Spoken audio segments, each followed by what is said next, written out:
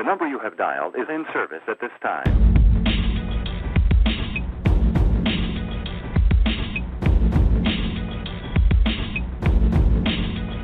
Straight out of Israel, the land, relation, peace we embracing, streets be adjacent, exile files, hot 9 mile like Powell style, always show a smile profile, lit like a candle, subscribe the channel, holy words flow out of my mouth like Daniel, love not hate or make us a better nation, this is why we debate, get a revelation, get organized, then we authorize, bring the King James Version cause it's authorized, King Arthur sword, shade fuzz off the sides, got pride like a lion in my awesome strides.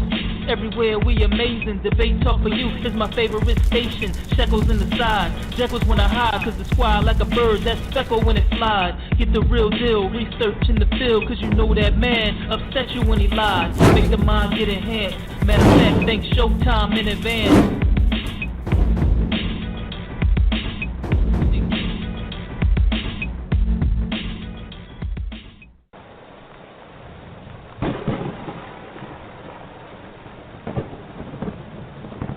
Studies that showed ourselves approved. You're now listening to Debate Talk Radio.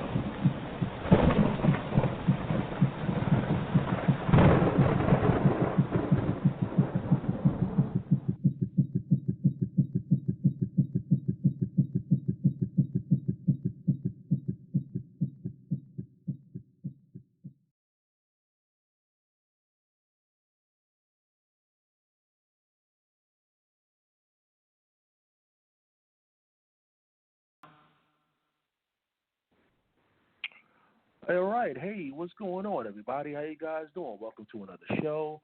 You're now listening to Season 7 of Debate Talk Radio. Of course, I'm your host, Sal Showtime, and we are definitely back with another relationship challenge. This is Relationship Challenge Episode 34, family. And once again, we appreciate all the people out there that's been following this particular segment from Episode 1 all the way up to this present Episode 34. You know, once again, it's all out there in the archives for those people that miss any part of this particular segment. Again, let's go to the YouTube page, Debate Talk for You. We're in the iTunes podcast, and of course, we're on blogtalkradio.com/Debate Talk for You. Check out the archives. Today's show is entitled Female Submission. Are the Women Out of Order? Once again, today's show is entitled Female Submission. Are the Women Out of Order? Emunah, if you're out there, do me a favor. You got to press number 1 on your phone so we can bring you in. That's the host of this particular segment right here on Debate Talk Radio. There you go. I see you. All right, so let's bring her in. This is Emunah Israel. Welcome to the show. Thanks for having me, Brother Sal. 34 episodes deep. All praise be to the Most High, the Holy One of Creation. How are you this evening? Well, doing pretty good, you know. And we know this is the last one before the summer break, you know. So, like, singing that song, It's So Hard to Say Goodbye to Yesterday, you know what I mean? It's the last show right here. Indeed. You know it's been an interesting But anything you want to say season. to the people? Yeah. No, I just want to say it's been an interesting season. If you missed any of the episodes, feel free to go back. You have plenty of them to catch up until next season. And again, if you have any questions or comments or anything that you would like to speak about further, then you could check us on social media. We'll still be around. All praise be to the Most High. All right, is there any projects that you're working on in the meanwhile that you want people to be updated on? I know you work hard out there. Brother Sal, the project lady is on. Look, I'm going on break with I'm going on break with Debate Talk for You. Sometimes you gotta take a little downtime, So I'm gonna give some of my projects some time to breathe right now while I just relax a bit. I hear you. That's what's up. That's what's up right there. All right. So let's introduce everybody else that's here. By the way, Akwete is not going to be here tonight on Debate Talk for You, but he said he's definitely going to, try to find some time to listen. He's definitely traveling from state to state. So we appreciate my brother Akwete, though, for joining us. Yeah. And Mayanah, if you're out there, you got to press number 1. Press number 1 if you're out there, Mayanah. But we definitely have someone. She said she's going to be a few minutes late, Mayanah is. Oh, okay, no doubt. But I definitely found a replacement, though, for Akwete, temporarily, of course. But I got my brother Ahwar Da Swordsman in the line. Ahwar Da Swordsman, welcome to the show. Hey, Sal, what's going on? Peace. Hey, my sister, how you doing? What's up, Everything brother? good? Good to hear y'all voice. I'm all right. I'm here. So what's going on with Bible Fire Radio, man? What's happening, brother? What's going on with Bible Fire Radio? Oh, yeah, it's rolling. I've been down a couple of weeks, man. I had a cold, man. I was trying to do it. I was sounding like Freddy Krueger, but my voice finally cleared up. So, matter of fact, I was putting some topics together today. It's going to be fire. I'm about to take it to another level, man. Shopping around, I've been coming on your show. A lot of things happen, man. I'm just about to go to another level, but everything else is good. And if you get a chance, check it out. The telephone number, Bible Fire, is 515-602-9747, and that's on Thursdays and Fridays, and that's with Brother Shim on Fridays. He did a show this past week. It was good, but it's gonna be fire. That's all I'm gonna say. Some more fire coming. Just hold on.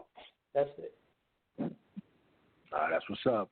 Yeah, and of course, I'm going to leave the links as usual. I'm going to leave the links in the description box if you want to follow Bible Fire Radio, if you want to follow Emunah on YouTube.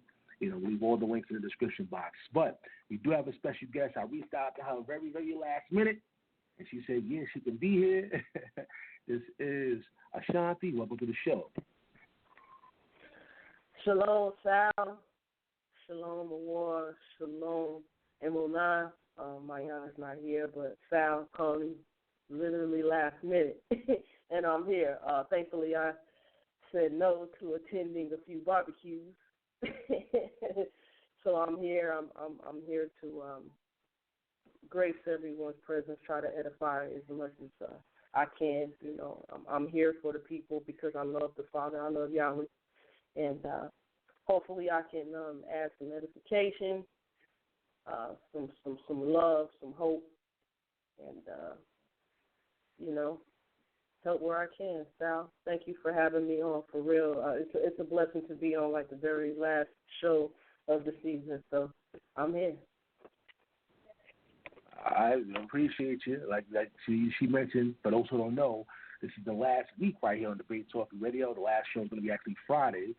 June 2nd. So this particular week will be the last show before we take the summer break, and we're going to come back September 29th with Season 8 of the Debate Talk Radio. So we're taking a long summer break, y'all.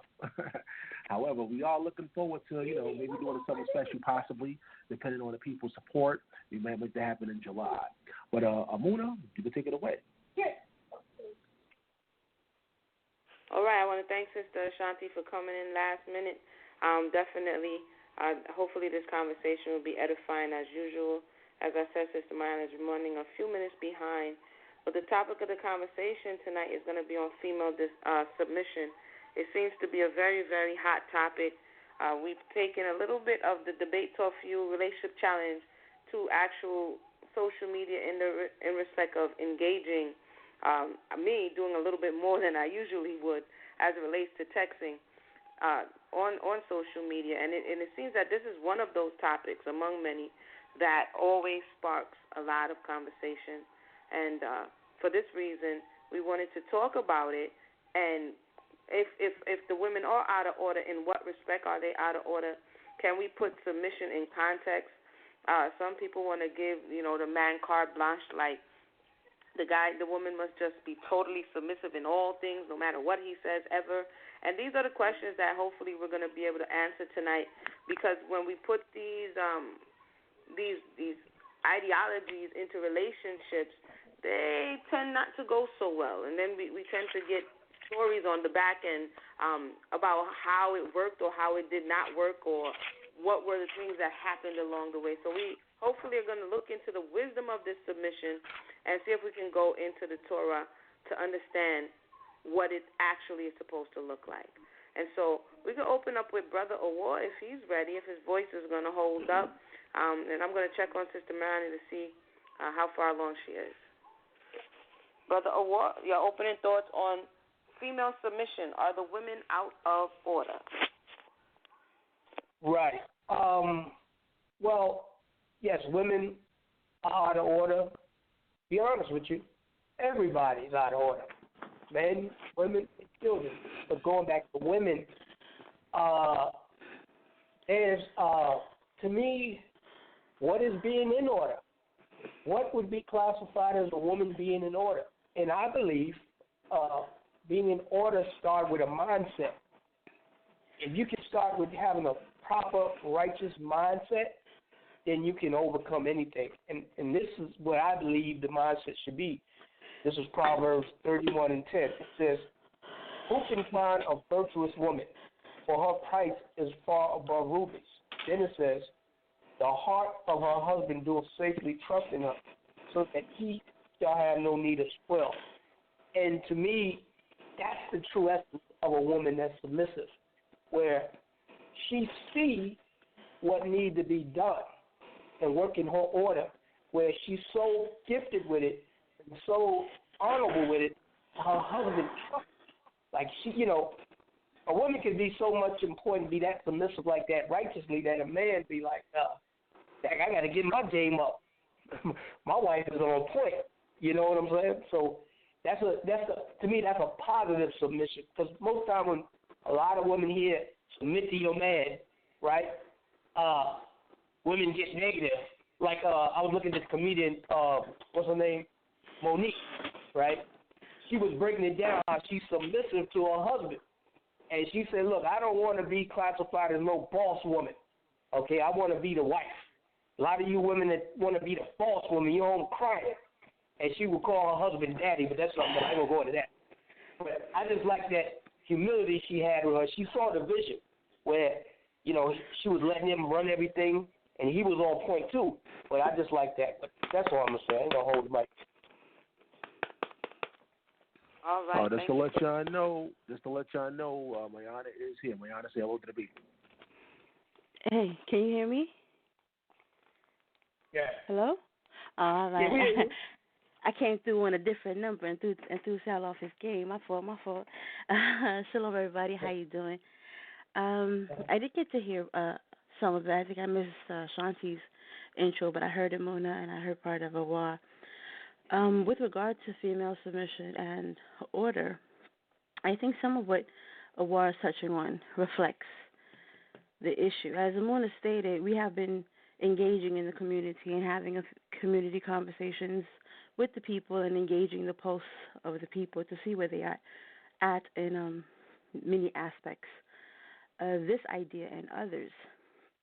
When it comes to submission, there are three things that are consistent with the people so far. We found that submission, when we mention the word submission, it's immediately associated with the woman. The second thing is that submission is immediately assumed to be the privilege of the man.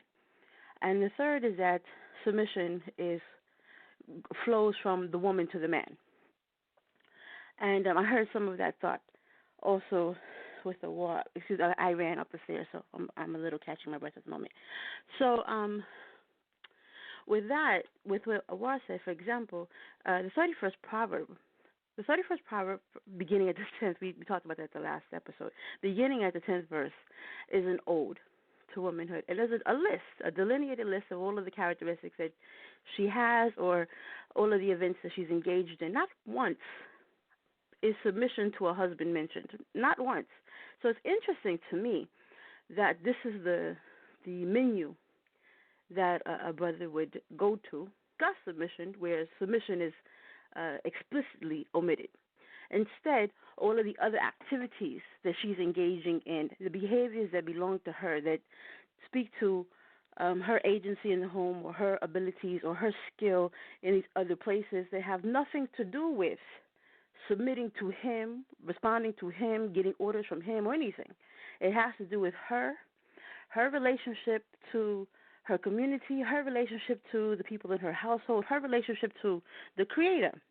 And you'll notice that in the three things that we saw that constantly emerged, the Creator was not once mentioned. Submission to the Creator was not understood. The woman's obligation to submit to the Creator was not discussed. Instead, there's the kind of underlined idea that she's exempt from the first commandment, and instead her submission belongs to this mortal. And there's an issue there. And so we've been trying to find out where this thought comes from, and if the issue of order really has to do with the issue of sequence, because the woman coming in and having to be the wife and the wife in submission necessarily skips 3 important steps. That first step of her being a daughter, and then being a sister, and then being a woman, and then through those steps having the ability to function in the 4th stage. But all of these conversations have this expectation of her in this 4th stage. Her first stage would have established that she has an obligation to submit first to her father. That would have happened first, but there's no conversation about her submission to the Creator. And so in this conversation, it'll be interesting to go ahead and see if the panel and the listening audience want to share where this idea of submitting to the man comes from. And with that, I open the floor to the conversation. Well, thank you for that. That was the voice of Sister Mayanah doing a lot of work in the community and conversations. And I want to thank you for being here. Thank you for rocking our 2 seasons strong debate talk for you. Shout out to Brother Ahwar. I'm just saying it early. Like Brother Sal said, you get a little sentimental on the last episode, so I'm going to be saying that out of the episode. You know what I'm saying? Totally off, just off the, whatever. But, you understand what I'm saying. So definitely shout out to those who listen continually and support the platform continually. Hopefully we'll see you on the other side in September. But we're going to go to Sister Shan-T, who came in the bottom of the 9th, and she was she was willing to have her voice be heard on this topic. So definitely I want to thank you for that. And Sister Shan-T, your opening thoughts on the topic. Can you guys hear me okay? And we can hear you. Cool. My opening thoughts on the topic are the women out of order. I like to actually land back off what Mayanah said. Why doesn't a lot of what we hear from the men who are actually saying this, so to speak, more so than the women, aren't they talking about submission to the Most High first? You know what I mean? A lot of this, as when I came into this walk, a lot of this talk I didn't hear in the Christian church. I just did it. You know what I mean?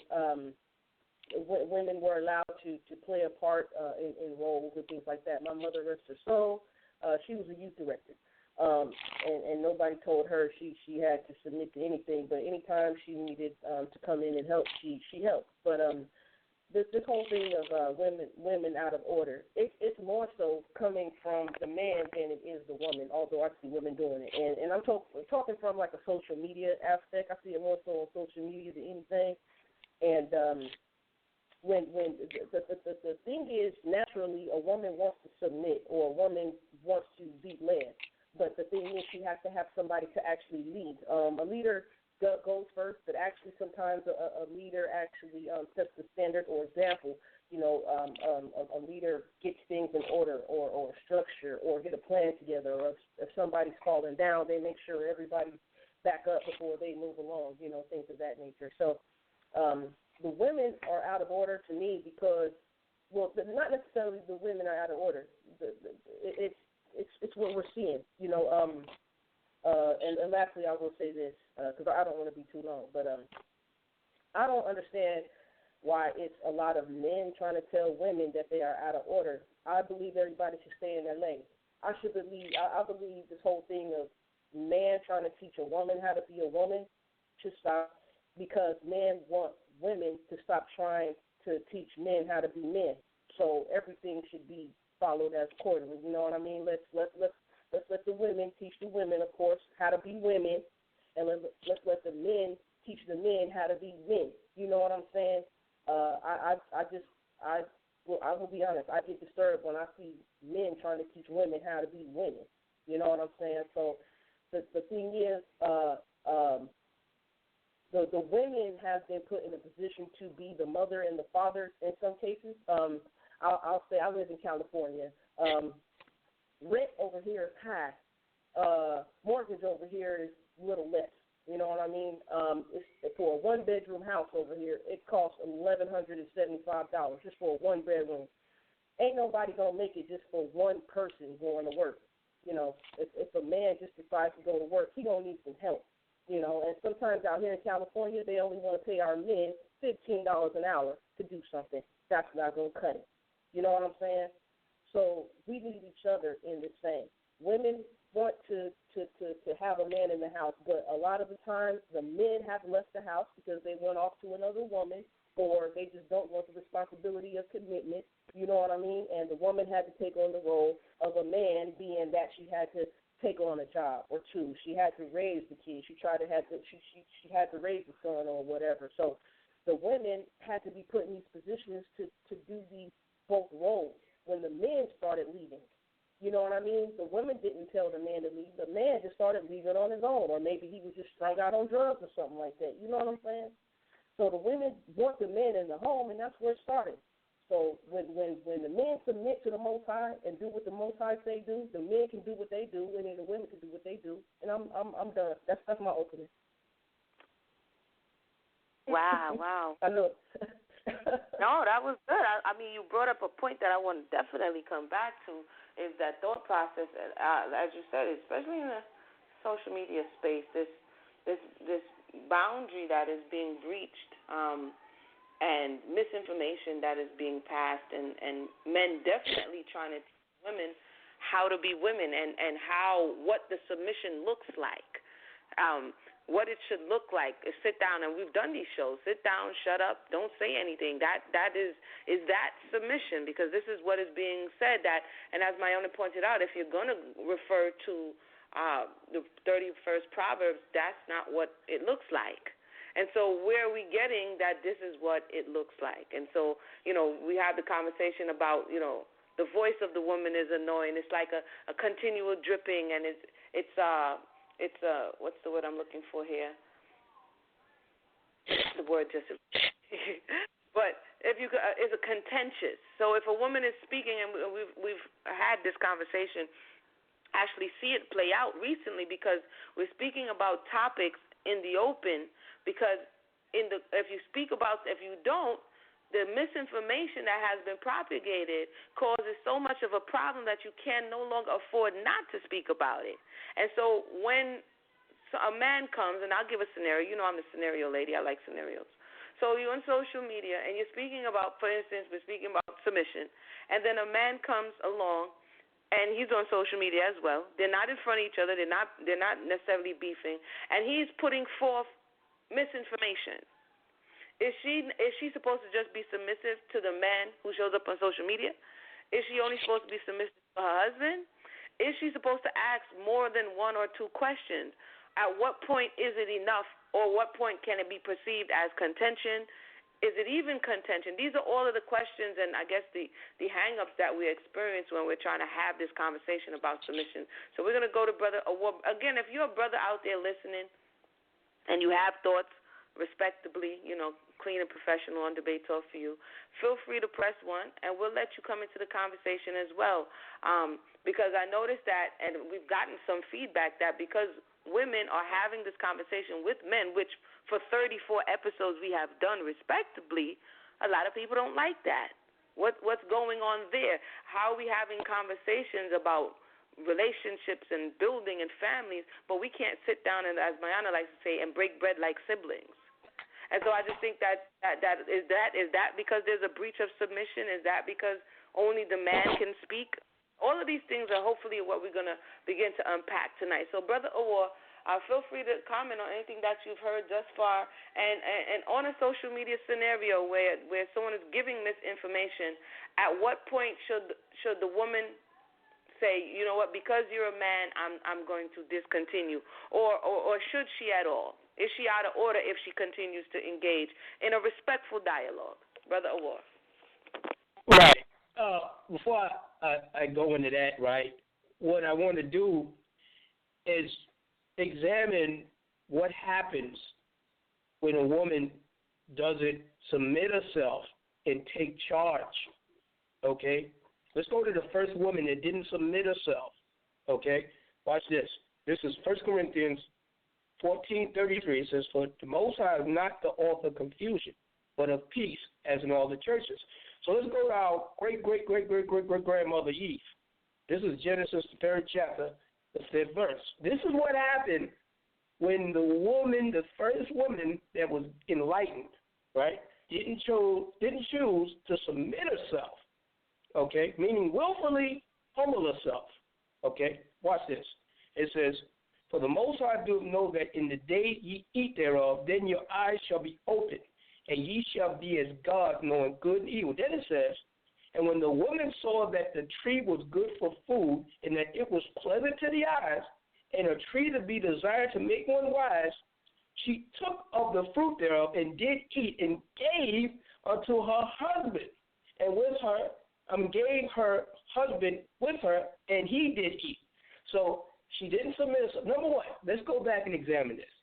When the serpent engaged in dialogue with her, why didn't she say, look, don't talk to me. Talk to my husband. No, she engaged. She didn't submit herself, but she engaged in the conversation with the serpent, and he gave her this understanding that she tapped into. And let's see, was the Lord pleased with that? Was it in a understanding of vibration where a woman should be able to please the Father, and it doesn't matter it shouldn't be about the man? Let's see if the Lord was pleased with that. What happened with the woman? Let's read this. This is Genesis 3, verses 16. Here's the result of what happened. Unto the woman he said, I will greatly multiply thy sorrows and thy conception, and in sorrow thou shalt bring forth children, and thy desire shall be to thy husband, and he shall rule over thee. So, due to her not submitting, talking to the serpent, the father plagued her and said, well, now I'm going to make it official. Your husband is over you. That's why that happened, because she didn't willfully submit herself, didn't have the dialogue with the serpent, and that's why she got in trouble. So when women take initiative not to submit themselves in righteousness, you're going to get confusion every time. But I'm just going to pass the mic with that. Okay, Brother Ahwar. Okay, let me see. I understand that portion. I understand that portion, and then we're going to come to Sister Mayanah. I understand that portion. This portion is brought up many times, but in today's time, because you know me, I like to bring it to right now. Right now, it is not women who are misinforming. It is not women who are engaging necessarily to the degree that the men are evangelizing and coming up with various doctrines that has caused, that we've spoken about in 34 episodes, plus other spaces that we do, much pain, agitation, and confusion. And so what we're talking about now is when you get to the space where the man is confused, clearly, and he's propagating misinformation. Is she supposed to submit to that? Oh, I see what you're saying. Do you understand what I'm saying? Right, that's what we're talking about today. Is she supposed to submit to Maisha, like we talked about before? When clearly there are no things in place, but and many women have submitted to this, and here we are today. Do you understand what I'm saying, Brother Walt? So if you could speak to that before we go to Mayanah, that would be greatly appreciated.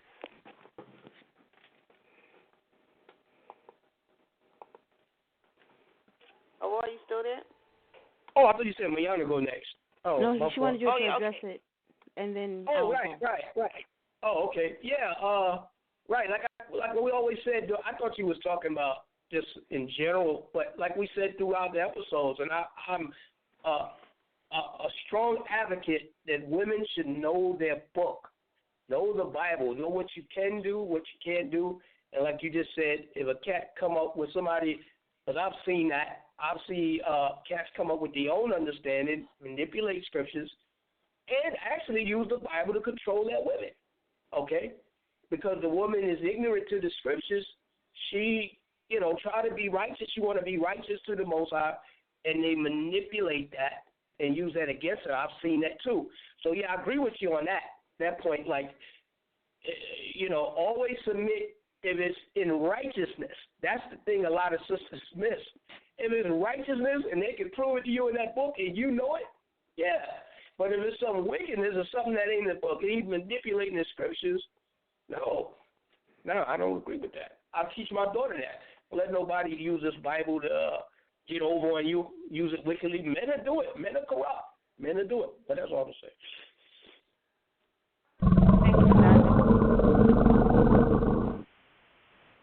You know, you hear that roar. That means we have people standing by with questions. Whenever you're ready, Emunah, though, let me know. All right, we're going to go to the question system, Mayanah. Hang tight. You know, this is a little unorthodox. Last of the season, we coming to you, Sister Mayanah.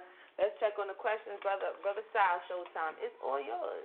Let's hear the questions from the audience. All right, so let's go to the first person. Let's go to 559-709. You're live in the air. Yeah, how you doing, brother? My name is Calvin, and I'm calling out of California. What's going on, my brother? How you doing? Hey, welcome, brother. All right. The man is the head, but if the man is not in order, the woman don't have to follow her head. The man has to be in the truth, and I'm not speaking about the Hebrew Israelite. Like that brother just quoted one scripture, and then he went to the Old Testament. He took that out of context, and that's how you keep women under subjection. You know, I'm a Christian, and we don't go by the Old Testament. We live by the New Testament. And the Old Testament was meant to suppress people, to point out sin. And that's what a lot of brothers do. They run to that Old Testament to try to keep their women in check. But men are the head, and women can speak in church. I believe Anna, who was a prophetess, she prophesied about Paul. Women spoke in tongues, but the unorderly speaking, talking about women just gossiping while the preaching is going. You know, ain't nobody supposed to be talking. But if you go in churches today, a lot of women are cackling, joking.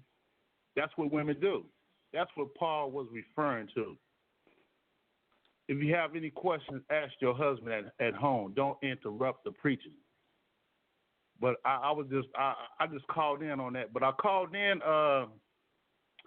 I've been watching your show, brother, and it's been very interesting.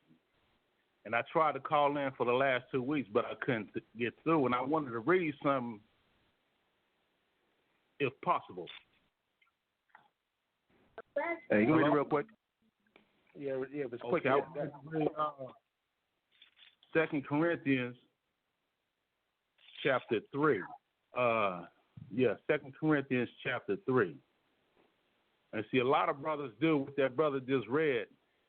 A lot of brothers do what that brother just did. He'll pull a scripture out of 1 Corinthians 14:33, and he'll immediately jump to the Old Testament instead of keeping that first scripture in its context.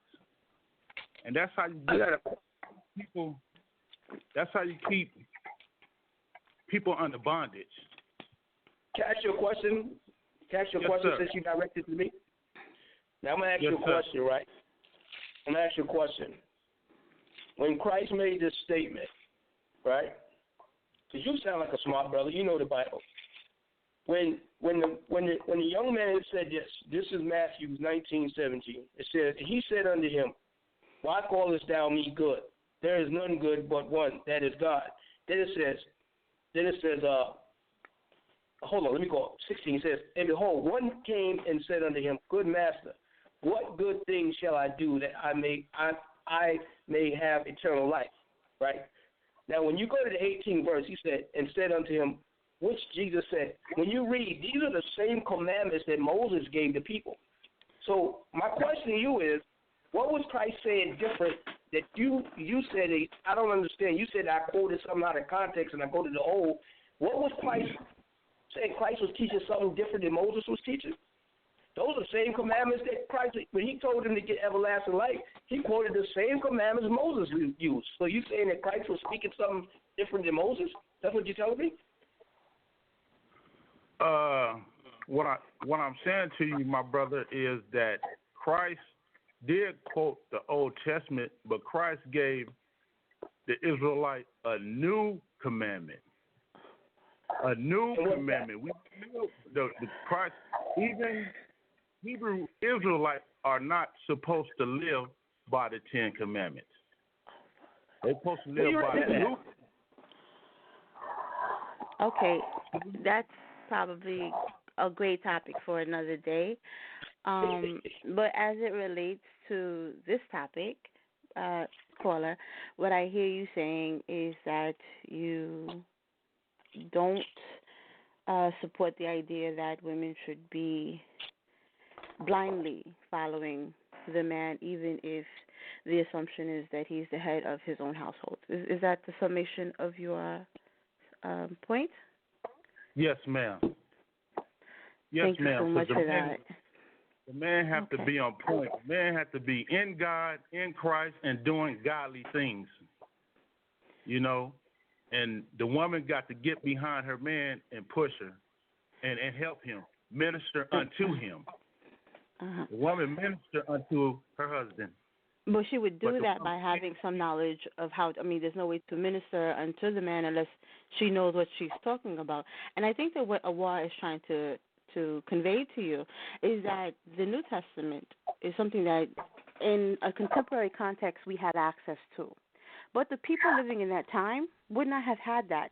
So even when Paul is saying the scriptures are good for instructions, he could not have been referring to his own letters because they would not have been put together yet in a format where everybody could, because, Ephesus and Thessalonica and Rome are not, within blocks of each other, right? And they didn't have fax machines or email, so they weren't sending it to one another. This is something that's a convenience for modernity. So when he said the scriptures, it would have had to be an existing text, and the existing text at the time would have been the Torah.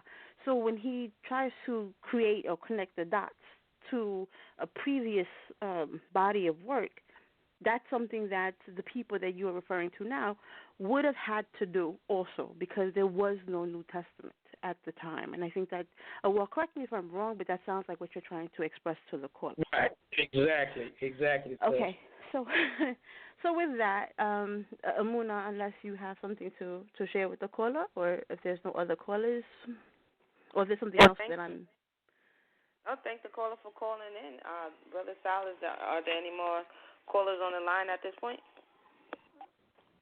Yeah, we do have more callers. And once again, for those on social media, the number is 319-527-6239. Dial that number. You can call on your phone or via Skype. You press number 1, and they'll let us know that you have a question for us. Let's go to 313-878. You're live on air. Shalom, family. My name is Jamelia, and I am calling from Ohio. My question is in regards to the sisters that are new to the faith, and how are they supposed to be able to know when one of the brothers brings some irreputable doctrine to them about submission? How are they to decipher? Because a lot of times the brothers will go out and say, "Oh, I found this girl, I like her, I'm a teacher of the faith," and he teaches it according to how he wanted to be, and not according to how the scriptures had it set out. So my question is, not for us who are versed in the scriptures, but for those who are not, how do we reach out to them and get, before they, end up in a situation where, they got babies and then they're being left? Unfortunately, that's a very common situation. Let's go to Sister Mayanah, then we're going to go to Sister Shan-T and hear this one. Sister Mayanah, the mic is yours. Well, I really thank you for bringing that out. It's a very important question. One of the things that it's important to do is that the sister has to first understand that it's not the responsibility of the man to teach her. That's not his calling. That the first step, and this is why we're talking about out of order, and I mentioned that there's an actual sequence. By order, I just literally mean there's a sequence that we're not following. And the first order of business is for her to be in her daughter stage where she has a relationship with the Most High. She will be able to identify errant doctrine if she was reading. unfortunately, we have a lot of people who are expressing, oh, I can't wait for my king to come and teach me things. And that necessarily opens her up to the interpretation and the doctrine of whatever man this is. And so very often we say, if you come into this looking for a man, you'll get what you came for. But when you come in this looking for the Creator, you come in this looking for the Father, then that's what you'll get. And you'll be able to discern what is true and what is righteous, because you have the text in front of you. You're able to say, okay, I hear what you're saying, but this is what the book says right here. And then put the book over the game. And you're supposed to be able to do that. And so the other question you asked, what can we do? That's a great question, because Emunah and I and several sisters and elders have all been very recently been talking about the fact that there was no one at the gate for us. And so because there was no one at the gate, and there's no one at the gate for a lot of women now, that the women who have been studying, the women who know, are basically in triage, doing catch up, and doing all of the work of repairing and mending all of the hurt sisters, and we're not at the gate protecting so that they don't get into triage, So we're working very diligently to do that. The women are trying to be more visible now, and we're trying to rise above all of the voices that say the women should be quiet, because the fact that the women have been quiet and have been scared for so long to engage other women, all of these other sisters have been suffering in silence, or suffering believing they have nowhere to go because the sound of the men is so loud and so stifling. And so as women, what we can do is we can stop telling each other and putting voice to this idea that there's no sisterhood. You know how many times I see the people say, oh, there's no sisterhood, and the sisters even feeding into this idea, why can't we get along? Why can't we be a sisterhood? Having that planted already in your head that there is no sisterhood and we cannot do it is why it's not getting done. If there are women willing to be sisters, there's a sisterhood. The way you have a sisterhood is to be a sister. And until you get out of the mindset, not you personally, but until we get out of the mindset of divesting into in other women and caring about our daughters and our sisters and even our mothers, then this is going to continue to happen. Because unfortunately, because one of the conversations we had, and I'll end it on this, is I asked the community, are the men being taught anything? Are they being taught to study the women in Scripture? The men know how to find themselves. If you ask them who King David is, they know they were kings. They can tell you all the kings that there were. They can tell you they were priests. They can tell you they were prophets. But if you ask them who were the women, crickets. And if they don't know who the women were or how they functioned or what they did, they can't teach it to you. They're not studying that. They're studying, the Most High is a man of war. They're studying domination. They're studying the kingdom and where they're going to have all these millions of women. They don't know that there were women who built cities. They don't know that there were queens in Israel. They don't know that that when a woman called for the head of a company, he came. They don't know that. And the ones they do know, they spend all day diminishing. So this is not the best place. This is not the safeguarding of the biblical feminine identity. You really can't hope that they're going to give you that. And again, I don't believe that it's malicious. I believe they just literally don't know. They're not studying it. But we are, because we have to be this. This is these ideas of submission, humility, and being a wife and being a mother. That's something we have to do. So we need to be invested in finding that identity, and it has to matter to us. So, to answer your question, I believe that that's where we start. Thank you for that. That was the voice of Sister Mayanah. Thank you, caller, for the question. We're going to come to Sister Shan-T. Before we do, there's something that I wanted to say concerning that when we pick up this, when we enter into this narrative that we're living out, we have to realize that when we were reading in the text and how we're entering in, maybe at different points. And so when Mayanah is saying that it's not the man's job or responsibility to teach the woman, some people in the audience might be like, what did she just say? But the reality is the Torah says that the parents are supposed to teach diligently their children the Torah. This being said, according to the Torah, that woman, when that young girl, that Nahara, grows up and becomes a woman, she would already know Torah. So when she gets married, her husband rightfully is not teaching her Torah because she already knows Torah. Now fast forward to modern day. That's not what is happening. Why? Because we're waking up in this diaspora.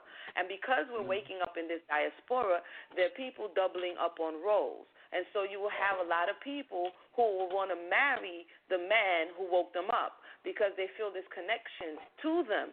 Because in actuality, what the man is teaching you is what your father was supposed to teach you. So when you layer that with the issue of a lot of fatherless or daddyless daughters and a lot of women missing that masculine energy, all of the lines are blurred at this point. Do you understand? And so a lot of times it's hard to begin to break away from errant doctrine because you wanted somebody to trust the way you would trust your parents. And so because they're introducing you to something that's so new, so revolutionary, so never heard before, you understand? A lot of people, especially women, get stuck in this space. And so it's a very complicated issue. It's really not that simple, but I felt the need to expound because I know somebody might either be scratching their head, throwing their keeper on the floor, or saying, see, this is why women shouldn't talk. But what Sister Mayanah is saying was very important because this is what's going on. Men are in spaces that fathers should have been in. And this is all part of the remnant. This is all part of the return. This is all part of what we have to go through. But we have to realize that in truth, your mother would have taught you, your grandmother would have taught you what submission looks like. And this is something that you would have learned in working action. It's not something that someone is going to force. When you have forced submission, that's called subjugation. Do you understand? So you have a difference between somebody forcing you. You're going to bow down. You're going to get me my dinner. You're going to that's not Torah, unless you're going into captivity. And this is where you see now this thought of subjugation or radah, as it speaks about in the Hebrew, where you're being forced to do something against your will. But we'll talk about that more later, but hopefully that was able to add to the conversation. We're going to check on Sister Shan-T. Let's hear her thoughts before we go to another call. Sister Shan-T, the mic is yours. All right. Real quick. Sister Emunah and Mayanah, you guys said a whole lot. Just to add my little two cents. Sister Mayanah said it best. This is a personal relationship, faith, walk with the Most High Yahweh, the Lord God of Israel. So you spend that time one-on-one with that person. In any type of relationship, you spend some time alone with them. You get to know their likes, you get to know their dislikes. And the Most High Yahweh, once you spend that time with him, he will start to reveal to you. You know what I mean? He's the ultimate teacher through his Holy Spirit. That's the ultimate teacher. And since you have access to all of the information in the world right now pertaining to any type of faith. We are living in the age of information. You can go pick up the scripture yourself. Pick up those scriptures yourself. Start reading it from Genesis to Revelation. Pick out the version that best suits your understanding. Get you some resource study material.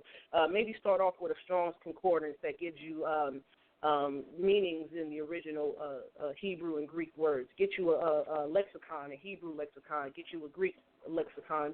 Things of that nature. And vet these men who are coming to you. Everything that this man pours out onto the table for you to see, such as his persona, his character, his conduct, his behavior, his demeanor. Pay attention to it, because what he's showing you is what he's going to bring to you as a person. So it's up to you to choose if you want to even give him the time of day to even listen to him based on how he's carrying his stuff. You know what I mean? So study for yourself. Sis, I began to learn the Hebrew for myself, biblical Hebrew for myself. I started 4 years ago. I'm about to start learning biblical Greek for myself, because I do want to answer back to Ahwar when he went back to Genesis chapter 1, verse 27. My brother, he tries. Ahwar tries, but he can only give you what he knows. And sometimes, like Mayanah said, they don't know about the role of women because they're not studying the role of women. You know what I mean? And sometimes they don't study the role of women because they don't want to study that role of women. They want to study what they want to study. But I will say this about Genesis chapter 1, verse 27. The word for female is nekeba. Nekeba. Nekeba. She's a boundary setter. Eve did not get to see because Adam was nowhere around. She was trying to fulfill her role just a little bit better. If you understand her role as a female, what that means in the Hebrew, as a boundary setter, because, you know, the word nekeba means to make a hole through piercing. And when you have a hole, what's a hole? Well, yeah, you can see the sexual connotation in it, but a hole produces a circular boundary. It's enclosed on all sides. Okay, so this female is a boundary setter. Okay, so what Eve was trying to do in the garden was her role, and she was probably just trying to do her role a little better, not understanding that the Father gave her and was sufficient enough.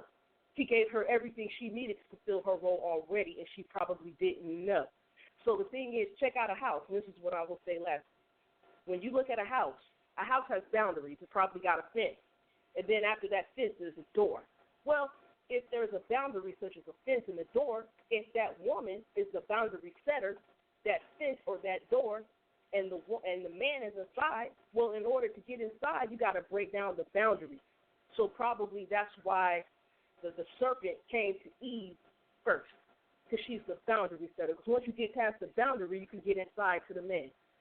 See what I'm saying? The man who's inside. So, sis, study these materials for yourself. You know what I mean? You guys have, all of the women out there have, you have access to all this information. I don't know if Sal will drop my information. Mayanah got great information. Sister Emunah got great information. We'll distribute it out to you as much as we can. You know what I mean? And that's all I got to say.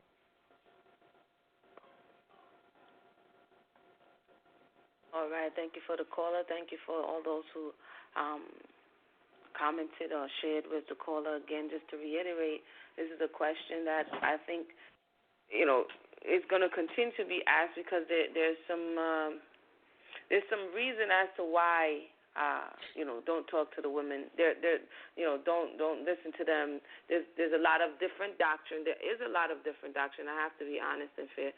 There's a lot of different doctrine. There's a lot of information floating around, and everybody needs to be, men and women, should be cautious in the way in which we engage, because the truth of the matter is, as everybody's saying, if we don't go to the Creator first, and our desire, our first and foremost, first commandment, put no one before the Most High, if that's not our desire, then whatever ailment, whatever inclination that we have in our heart, that's the doctrine that's going to attract us. And there, trust me, it's like a candy store, so you got something for everybody. You know, and so we have to try to wade through all of that, man, woman, and child, wade through all of that to truth. And it definitely is a narrow road. So I would just say keep those things in mind. For those who just joined us, we're talking about submission today. Is the woman out of order? This is our last episode of Season 2. So if you want your voice to be heard, if you've been listening and you've been in the background like, man, I could drop it better than that, feel free to press 1 and your voice can be heard. Brother Sal, do we have anybody else on the line?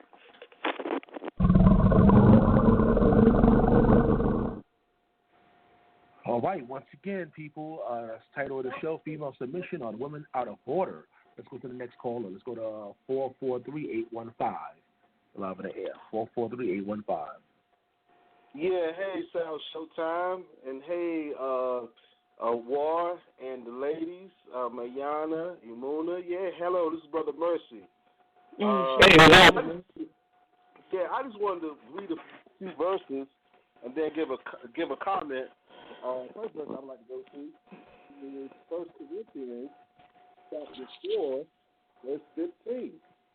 1 Corinthians chapter 4, verse 15. For though ye have 10,000 instructors in Christ, yet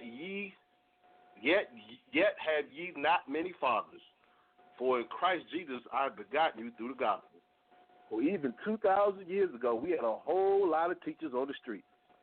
But we ain't had no fathers back then. 1 Corinthians 4:15. Put that in your notepad, Ahwar. Put that. We got teachers, but we ain't got no fathers. Okay? Titus. How do Brother Mercy know that? Because I'm a teacher. I know. Trust me, I know. Titus chapter 2, verses 3 and 4. To answer your next question, the aged women likewise, they be in behavior as becoming holiness, not false accusers, not given to much wine, teachers of good things, that they may teach the younger women to be sober, to love their husbands, to love their children. So here in Titus chapter 2, verse 3 and 4, it explicitly states that the older women are supposed to teach the younger women. Again, the older women are supposed to teach the young women, because a woman can teach a woman how to be a woman, but a man can't teach a woman how to be a woman, and a woman can't teach a man how to be a man. I think that's common sense. Go on, last verse, Genesis chapter 2, verse 21, because this will answer the question that Ahwar gave about why the serpent tempted the woman. The answer is real simple, guys. Genesis 2:21. The Lord God caused a deep sleep to fall upon Adam, and he slept, and he took one of his ribs and closed up the flesh instead thereof. So why did the serpent tempt Eve? Real simple answer, Ahwar. Adam was asleep. Real simple answer. And where are our fathers today? They're asleep, Ahwar. They're asleep. Sleep in false doctrine. You will see this. I'm telling you what I know. I'm not telling you what I just read. I mean, of course, I just read it out the Bible for you. But I'm just letting you know, the men a lot of times are asleep, and that's why the women are fighting the devil. Because a lot of our homes are single mothers. But, you know, of course, we got a new trend of single father homes now. But I'm just saying, either way, we got the reason why the serpent tempted the woman is because the man was asleep. And that's all I wanted to say. Brother Mercy out. Oh, Mercy, whoa. I got a question. Can I ask him a question right quick? Yeah, he's still on the internet. All right. If that's true what you said, right, can you answer that? This is Genesis 3:22, right? It says, and the Lord God said, behold, the man has become as one of us, to know good and evil. And now, lest he put forth his hand, take also of the tree of life and eat and live forever. My question is, what you said is right. Why was man just offered a way out of it instead of a woman? Explain that to me. Why was man offered a way out of his situation? Because remember, the woman and the man was plagued. So why the woman wasn't put in that either if what you saying is because man was asleep? Well, why was man offered a way out of the situation and woman wasn't in that verse? Explain that to me. Well, the man was punished because he had to work by the sweat of his brow. And that's what's going on today with a lot of men. They don't realize that they have to work by the sweat of their brow. That's what they think it's just the easy run their mouth, teach on the streets thing. But they're not trying to sweat. And see, that's the problem. See, fathers know they have to sweat. And see, so you ain't getting out of it, Brother Wall. You're gonna have to sweat. You ran from the question. You didn't answer that question. You're not getting out of it. There is no way out. You're asking me a question that the Most High offered him a way out. No, he did not. He told him he's going to sweat. You saying that Christ is not a way out? So what is Christ about? No. If you ain't sweating for your family, brothers, and I know you doing that. I'm not talking about you. Is this a forever situation? I'm not talking about you, Awar. I know I'm picking with you, but I know you're a good man. You take care of your family. But what I'm saying is, you sweat. So we ain't got to play that game. You know you work hard. Right? You don't. Awar. What? You tell me you don't work hard for your family. Is that what you're telling me? Yeah. Let's speak the truth, brother. You know you work hard for your family. Yeah. Right? I'm not saying. But what I'm saying is that is also symbolic for the offspring of Adam and Eve, which is us. So that situation of him is not, our situation is not going to be forever. We're going to get out of this. So I'm saying, why the woman wasn't offered a way out in that? It says, man, take hold. Because you said something like, you were saying something about Adam being asleep forever, something like that you said. I can't remember. But I was just asking that question to see why the woman wasn't putting that. But you want me to answer your question? You And that's for Shan-T too. I want her to answer that too. For that. Okay.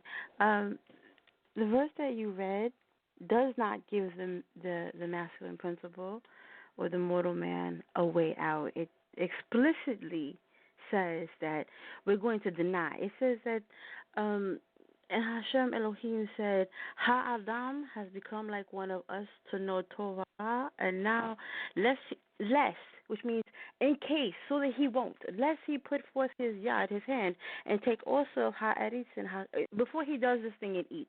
We're going to, and live forever, he cut them off. That tree of life is guarded by flaming swords. That's one. So there is no, he gave him a way out. If anything, he said, oh, well, before he goes and touches this, he already has the knowledge of good and evil. We're not going to give him eternal life. We're going to cut him off with huge flaming swords and big cherubim to block off this tree. Second, the word there is not ish, which would be the man, as you keep saying. In English, it is ha-adam, which we know is the masculine and the feminine principle together. It's not just the man, because if it was just the man, it would say ish. So it was not that not only was the man cut off from the opportunity of having eternal life and partaking from the tree of life, the woman was also cut off by huge flaming swords and big angels. So I don't know, because it's not the first time I've heard you use this, or how it's being interpreted as this is a way out. This is not a way out. This is not an offering to him. Well, can I say this just to that? Well, I can show you where it says that men are going to be made priests to the Most High. Can you show me a scripture where it says women are going to be made priests to the Most High? Why would a woman be a priest? Can you have your period and be a priest? Because I don't even understand how that would be a question. Can a woman, can a man who has anything going on in his genitals be a priest? Oh, but what I'm saying is the priest. What I'm saying is your question is necessarily biased because you're asking. No, the reason women have occupied every single office that men have occupied except the priesthood. And the reason that you are trying to allude to is because of her ovaries, which can only be partially correct because the fact is that periodically she's going to be unclean. The priest cannot be unclean. So since priests typically never get their period, it's okay for them to be all men. Wait, so you're pointing out that women... You're saying that the only reason why a woman cannot be a priest because she would be unclean because of her period? Can a man be unclean? Can a priest be unclean? No, I'm asking you. Saying that a woman. I understand what you're asking you. What I stated was women can't be priests because they do get unclean. That's a fact. Now, am I saying it's the only reason? No, I didn't say that. But what I did say is a fact. Is it not a fact? Or did the Most High say they can't be priests, not because of their anatomy? Okay, did the Most High say no? Yeah, did the Most High ever say women can't be priests, or did the Most High say that I have chosen Ahwar? What that mean? That's de-ranked from all authority. If they said what is the men having a particular office? Sister Mayanah and beloved Brother Ahwar. Brother Roy and Sister Mayanah, I love you guys. But I just want to say this, everybody, for those who just listening, we're talking about submission today. I don't know how we're getting on nadars and priestly offices, but I just wanted to go ahead and put that in there quick. We're talking about submission. Are the women out of order? We're having a great dialogue and conversation. If you'd like to jump in, and this is the last time we're going to have on air for a whole couple of months. So go ahead and press 1 if you would like your voice to be heard. Sister Mayanah and Brother Ahwar, can we get out the ravine and get a little bit back on the road? So that we can kind of, move this thing along. Thank you so much. But go ahead, Sister Mayanah and Brother Ahwar. The mic is yours. I'll finish. We don't do that. You just do that. Oh, I want to state for clarity purposes before the lines burn up in the comment section explodes. No, I did not say that the only reason why women are not in the office of priest is because of their nada. I made the point that women do become unclean and the priest cannot be unclean. It's a point of information and it's a point of fact. It does not. He asked me if women were priests, and I mean, obviously women were not priests, and there are practical reasons for that. in addition to whatever other reasons you might want to allude to. So that's all I did was I entered in a fact. It's something to consider, but I am not saying that this is the reason why. So by all means, those who have their pitchforks and torches prepared to go into the comment section, please feel free to relax. That is not what Mayanah is saying. All right. Thank you for that clarification, Sister Mayanah. We're going to go to Brother Ahwar at this time and see if we have any more questions or comments before we proceed with the conversation. No, good. You go ahead. All right, right up. I'm good. Yeah. Right about now, nobody else is pressing number 1 at this time. However, once again, if you're just joining into the show, the title of this topic is Female Submission. Are the Women Out of Order? You can chime in. This is Debate Talk Views. Anybody can call in. Again, this is the last particular show before we take the summer break for the Relationship Challenge segment. So if you want to, say your piece, say it now or forever hold your peace. Again, that number is 319-527-6239. You can call in via phone, call in via Skype. Just press number 1. And by the way, the chat room is open, y'all. For those that don't want to call in but still want to ask a question, the chat room is officially open. And my email, of course, you can always email me at debatetalkforyou@gmail.com, and I'll read out your questions to the panel. But again, Emunah or Shan-T, you want to say anything? Yeah, Shan-T, got it.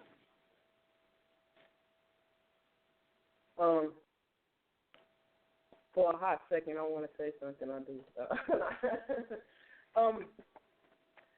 I just see that a lot of the men, not all, I'll say some. A lot of men, some men on social media, I do see a lot about submission. Are the women out of order? I just see this need for power and control. I've never heard so much of, excuse me, that's my dogs in the background. Don't mind them. Can you guys still hear me okay? It's hard. Yeah, okay. Got you. Okay. Yeah. That's just this need. There seems to be a need for power and control. And it just seems that when some people don't have power and control over their own lives, they need to have somebody or someone to have power and control over to substantiate themselves. That's just what I'm seeing a whole lot. I am married. Been married for 10.5 years. My husband has never verbally had to tell me, Shan-T, submit. I mean, this is a give and take thing. You know what I'm saying? He does things, and I reciprocate. I listen to him. He listens to me. We get the job done. A lot of times around here, we cook and clean together. You know what I'm saying? We do that stuff together. So he does not need to tell me, Shan-T, submit. You know what I'm saying?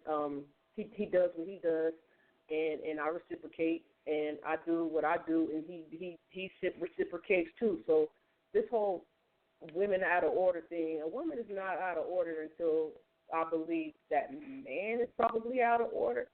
But when everybody's functioning as the Most High wants them to function, I see a lot of peace and tranquility in the family. The family's not broken. They're together. They're working with one another, getting things done, being successful, things of that nature. So I just see a need for a power trip, because a lot of men verbally just say, woman, submit to me. But I'm like, man, why not just show a woman that you can submit to her? I mean, the Most High, and this is what I'll say lastly, the Most High, Yahweh, the Lord God of Israel, when our ancestors were in Mitzrayim, in Egypt, we cried out because of the hard labor that was pressed upon us. We cried out. And then the Father came and set down the 10 plagues, and he actually showed us what he was about and what he can do. You know what I mean? And then took us into the wilderness. You know what I mean? The Father said, you see how I brought you out of Mitzrayim on eagle's wings. So you saw that. So, I can be your Elohim, you be my people. So a man, when he says, when he takes on a woman, he's pretty much showing her, like, hey, this is what I bring to the table. I can be your man. You be my wife. And things flow like that. So when the first or whoever sets the lead or example or whatever is in order, then the women are in order. And like I said, the woman, a lot of times, like I said, a lot of times the woman doesn't want to be in a man's role. She doesn't want to be in a man's role. She don't want to be running everything. That's a lot of responsibility. She got enough to do already. You know what I mean? I see a lot of single women out here just taking on a lot of roles, you know, that they don't want to because it's a lot of pressure. You know what I mean? She doesn't want to do all that. She's not trying to run a man, and she's not trying to be him. You know what I mean? She just wants to get things done. So that's what I'll say. I'm done. This is Mayanah. I want to address a couple of things. Beginning with what Shan-T said, unless Emunah, you have something else planned. Rock out. Well, Shan-T, it's very important what Shan-T said, because she said it before, and when she said it the first time on a previous show, I have used that example ever since. Shan-T says that her husband doesn't have to tell her anything, that she does it from the inside, and that is what Genesis 3:16 is talking about, because that verse is properly translated as your desire will be to your husband, and he will rule in you, not over you. And that's an important distinction. It's in you. When you see it in the Hebrew, the word there is in. And so what that shows you, what that illustrates for you, is that it's an inside job. There is no command to the man, like you see in Genesis 1, and we've gone over this, in Genesis 1, where there was this command to subdue and have dominion, then the Most High is talking to the man and the woman and says, listen, you go subdue and have dominion. It's to them. It's not to the animals or of the land, of the air, to the sea. Oh, listen, they're going to have dominion over you. It's to the people who are going to do the thing. So when the Most High gives this command about rule, he's talking to Kava. And he's saying, listen, he's going to rule in you. It's going to be an inside job. You're going to want to do this in exactly the way Shan-T consistently describes it. That is something that no one has to tell her. It's something that she does because it's coming from the inside. And it's something that her husband has pulled out of her. And so that's an important thing. And we talked also about this idea of submission and it having to come from the Creator first, and the fact that the women would have been properly educated. Emunah said correctly that it would have been from her mother, and the other female elders would have taught her this and properly trained her in this role. And we see in, I believe it's Deuteronomy, I'll check that really quickly. I believe we're in Deuteronomy, the 31st chapter. And I'll give you the verse because it's very quick. The 11th verse, when all of Israel is come to appear before the Elohim, thy power, in the place where he shall choose, thou shalt read this law before all of Israel in their hearing. Gather the people together, men, women, and children. So we see here that when the Torah was read, it wasn't read to the men so that only the men would know it and later go and teach it to the women. The women would have known. And since it's the men, women, and children, and this portion is being read, I believe, every 7 years, so that it became a custom. So the woman would have read it, would have heard it as a child, and then again, right before she had gotten married. She would have heard the full Torah. So she would have known it. And like we said before, she would have been guided in these principles well before she got home, or created in her natal home long before she got into her conjugal home, where her husband would be there to, as the word correctly pointed out, that the proverb says, his heart would safely trust in her. And his heart is able to safely trust in her because she has this previous education. And she's able to contribute to his home in all of the ways that are delineated later on in that particular poem in the 31st proverb. And we see here that the dependency and the security that the family is investing in her has to do with that particular ability, that knowledge, and that commitment and submission to the Creator. If a woman is fully committed, fully in fear of the Creator, then the husband has no worries. Why? There's no reason to say, but what about me? Submit to me. He knows that she's going to do what she's supposed to do because she has the fear of the Creator. She has the knowledge and the submission to the Father. Just like when we have these conversations about let's be careful to remember the righteous man, right? There are very few men that are going to introduce themselves as unrighteous. Many of these men who have been presenting bad information all did so while claiming righteousness. They don't believe themselves to be unrighteous. They're not going to tell you they're unrighteous because I don't fully believe that their intention is malicious or deliberate. They don't know, and they are repeating what they have heard. And there is some degree of, if we present it to the woman in this particular way, there's a protection of the image that they have created for themselves. Necessarily so, because if you have a marginalized or people who have been disempowered in so many ways, then there's a reason to protect this new image. And so the men have been told that they are disempowered in so many spaces, they don't want to be disempowered in yet another space. So this idea of submission becomes very, very important. And there's a need to protect it. But that fear is unfounded in a woman who has already committed herself to the Creator, because she's not going to do anything wrong to you. Because the Creator won't let her. The law won't let her. The culture won't let her. She wants to do this for you. Like Shan-T wants to do this for her family. The woman wants to do it in this way. We do not want your job. We don't want thorns and thistles. We don't want to do those. That's your job. We don't want to do it.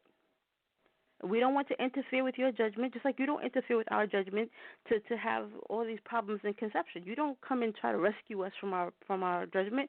And so the woman doesn't want to interfere in yours. And so I think that because there's this, there has been this reversal, there has been this problem where the women, I'm hesitating with this reversal only because there's never really been a time in contemporary history where women were relieved of having to portion the burden with the man, at least not in this contemporary space. So it's not so much that the woman just kind of, there was this, blip in time and there was a magic reversal. We have been put in a position where neither one of us have been able to fully function in our appointed roles. And so what we have to do is, as like Emunah always says, is be very cognizant of our current condition. And by being honest about where we are right now and in this moment, we can come up with sustainable solutions that are rooted in reality and not resent one another as we come up with them. And say, listen, I know your role and I know what your limitations are, and you know my role, you know what my limitations are, and let's build this thing together. And walk in this type of a chad. But this idea of submission to the point of, as Emunah says, subjection, that's not the plan. That's not in righteousness, I would submit. So with that, I yield the floor. Can I say something? Oh yeah, brother. Well, I was just coming to you. The mic is yours. Okay. Yeah, I wanna put out some scenarios where submission become problems on the man's side, like with children, and this is show, because a lot of women really don't have understanding of what it really means to submit. A lot of women don't really understand what that means.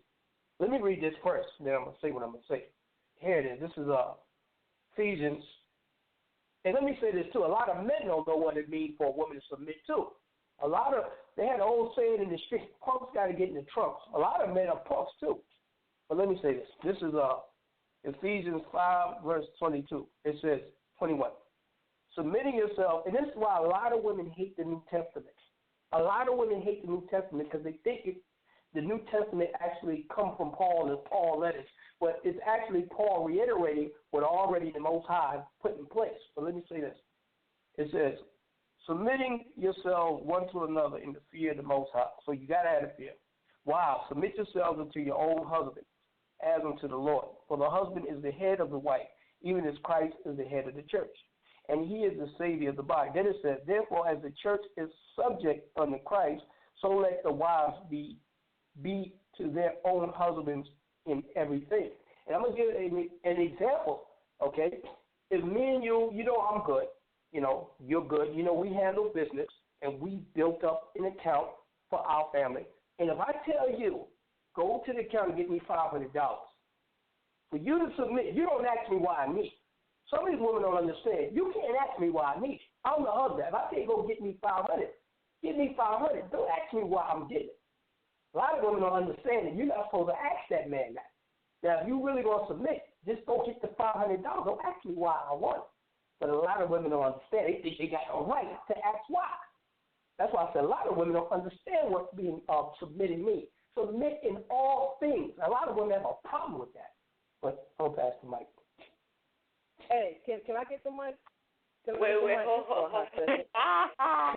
Yeah, I got to get the mic on that one just for a hot second. We're going to rock on that. I like that scenario, Brother O. I like that scenario. I'm going to give it to Sister Shan-T, but I would just submit this here, Brother O. In our dealing, the ultimate, like you said, the ultimate representation of how to submit is to the Creator.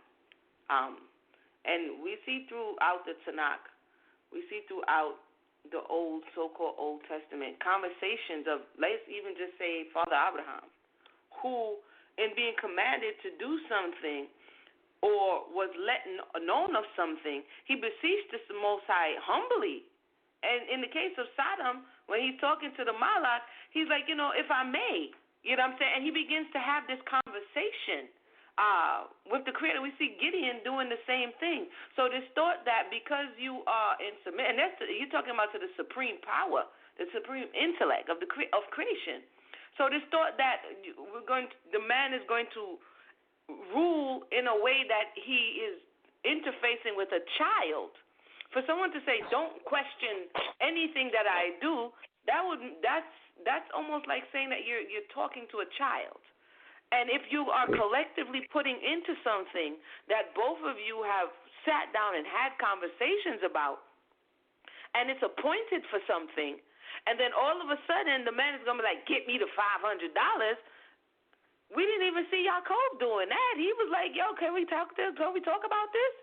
He was like, yo, Laban, you see what he's been doing. What are your thoughts?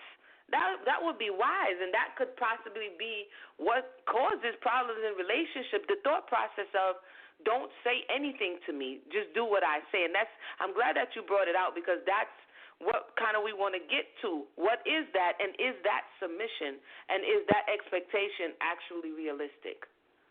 So I'm going to give it to Sister Ashanti, and then we're going to come back to you, Brother Award. Sister Ashanti, the mic is yours. Woo-wee. Before I say anything and bring up a couple of passages, the one that Ahwar brought up, Ahwar. True story. Me and my husband and I were getting ready to rent our house out. We spent a few $1,000s on renovation, and we're actually going to purchase another house. I did listen to him, Ahwar. His idea to get property was his idea, but I helped make it happen. War. I won't tell you how much money I make, but I'll tell you what I do for a living. I'm a computer information security specialist. Okay? So that should let you know something right there. I help my husband out a lot. He helps me out a lot. But I do a lot, and I listen to my man. So we spent a lot of money. He just didn't go say, get the $500. He didn't say, hey, Shan-T, go get the 10 racks. You know what I mean? 10 racks is $10,000 in West Coast terms. He didn't just say, Shan-T, go get me the 10 racks and don't ask no questions.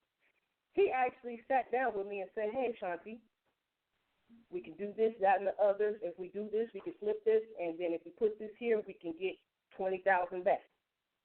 I said, cool, let's make it happen, baby. And we getting it done. Second of all, let's go to Ephesians chapter 5. Let's go to Ephesians chapter 5. See, this is what a lot of men do. I see, not all, but a lot. They want to go to Ephesians chapter 5, and they want to start at verse 22. Let's start at verse 17. Actually, no. Let's start. Let's start at verse 15. Let's start at verse 15, and then I got one more place to go after this. Ephesians chapter 5, starting at verse 15. See then that you walk exactly, not as unwise, but as wise. I'm reading from the Scriptures version, ISR, for those who want to know. Verse 16, redeeming the time, because the days are wicked. Verse 17, so then do not be foolish, but understand what the desire of Yahweh is. Verse 18, and do not be drunk with wine, in which is loose behavior, but be filled with the Spirit. Verse 19, check this out. Speaking to each other in psalms and songs of praise and spiritual songs, singing and striking the strings in your heart to the Master. Verse 20, giving thanks always for all to Elohim, or God the Father, in the name of our Master, Yeshua the Messiah. Oh, verse 21, that's one they want to skip for real. What does verse 21 say? Subjecting yourselves to each other in the fear of Elohim. Oh, let me read that again. Verse 21, subjecting yourselves to each other in the fear of Elohim. See, my man sings songs to me in war when I wake up in the morning. He sings songs to me. He switches out words and songs, saying Shan-T, Shan-T, Shan-T, Shan-T, right? Call me at work. He be wooing me all day. I ain't got no problem submitting. You know what I'm saying? Why don't the men try singing love songs to the women out here instead of saying submit? Sing a love song. And boy, oh boy, we can whip something up real nice. And I ain't just talking about the bed. You feel me? All right, now let's go to Genesis. Where I want to go. Genesis chapter, 20, 21? And that's the last place I'm going to go. Genesis 21. Oh, Lord. Yeah, I'm here. If the love of the Father is in the man and the woman, we consider each other's feelings. We consider each other's opinion. We consider each other ideas. You know what I'm saying? Because there are some ideas that I brought up to my man the other day. And he's going to make big bread. You see what I'm saying? He considers things. I'm a helpmeet. I'm an Ezerkignegdil, okay? But I'm not trying to do his job. I'm submitting, okay? He listens to me when it works for the both of us, for our family, because I do that because I love him. He loves me.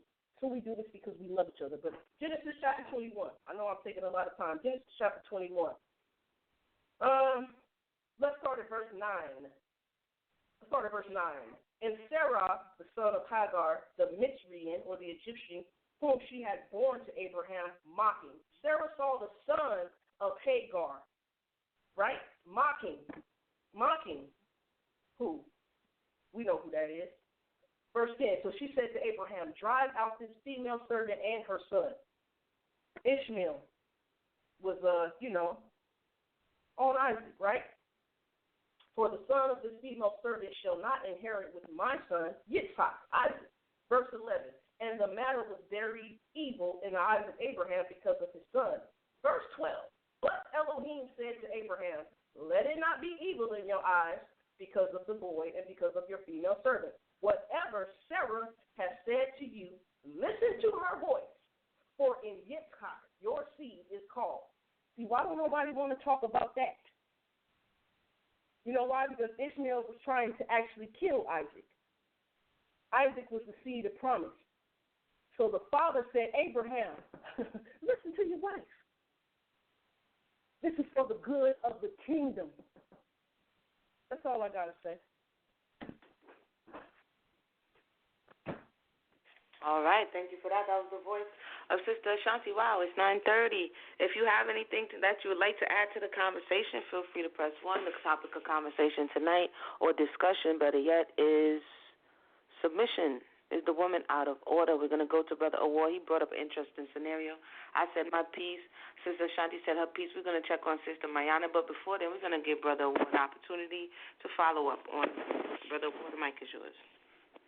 Right. And the reason why I put that out there, and that was to test the capacity of the mental, to see who's really in the mind of submitting themselves. Because the reason why I said that is because you don't know if that guy is gonna. There's a situation where a guy can tell you that way and tell you in that kind of firm way because he want to use that money for you, but he don't want you to know.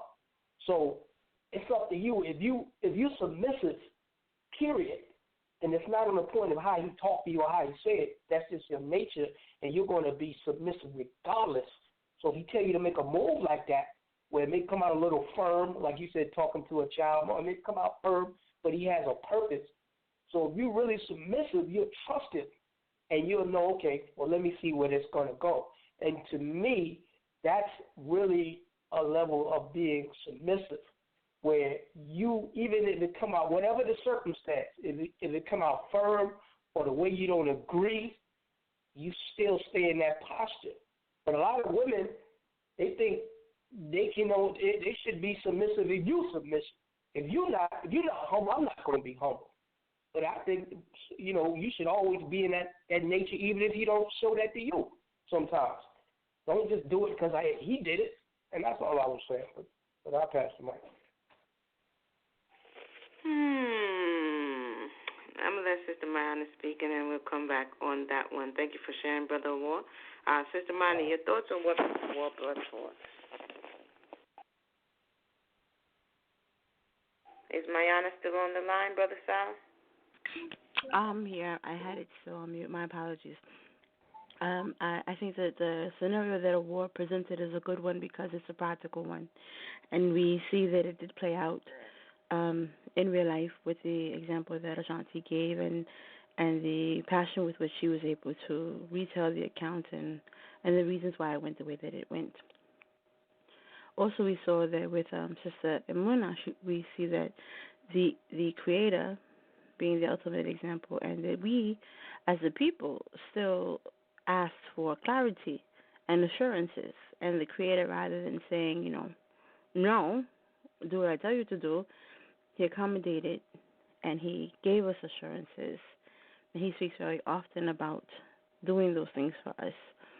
In the clarification mode that we just heard from a war in terms of bringing context for potential intention, I think that the context that the sisters provided is still not lost, because let's say the $500 is for something, a gift of some sort for the woman. If $500 is going to take away from the rent, is going to take away from something else that she's aware of or cognizant of, then it still makes sense to have that conversation, because the man may have all of the best intentions to do something very, very nice for his wife, but if he's not aware of something that she's aware of, then that conversation is still necessary. I don't think there's a woman that would rather have, a purse than light, gas, food for her children. I think the purse can wait, and she's not going to go ahead and hand over something that's going to be to the detriment of the family. And so there's still merit in having a conversation with the other person that you have built a home and a family with, instead of testing her in a way that I could only that with any due respect sounds childish to me. Go get me the money. That's obviously an exercise in I'm going to do my dominance and subdue you, which is not the commission of the man. This is something that we're talking about that belongs to the family, and to be family minded is to, as Shan-T said, reciprocate and have a constant flow of communication. This idea of two can't walk lest they be agreed. I mean, that's was it Amos? Amos tells us this is one of the wisdoms of our prophets. That two cannot walk unless they be agreed. And this does not mean that she leaves her page to hop onto your page. It means that the two of you have come to the same page because there's something happening on that page in the middle. And that page is a page that has preferably Torah. So you arrive at the same space because that's the space of truth, and not because that's the space where the man is at. And I think that that's something that both parties would benefit from if they thought that, if we'll always arrive at the same place if we're both looking at the Most High. And there's no reason to have that power struggle. And it's true. Women have this idea, we talked about it before, this idea of submission, especially when it comes to females. Women understand that with submission, there's this vulnerability. Women are very uncomfortable being vulnerable because vulnerability requires safety. In order to be vulnerable, you have to feel safe. In order to want to be vulnerable to a man, you have to feel safe with that man. That's one of the other things that Shan-T illustrated, is this idea of feeling safe with him so she can be vulnerable to him. And then as a submission follows that. But there isn't a lot of room for that when she doesn't feel safe.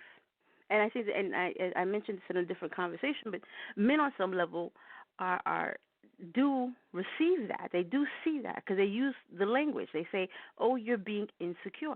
Insecure simply means not safe.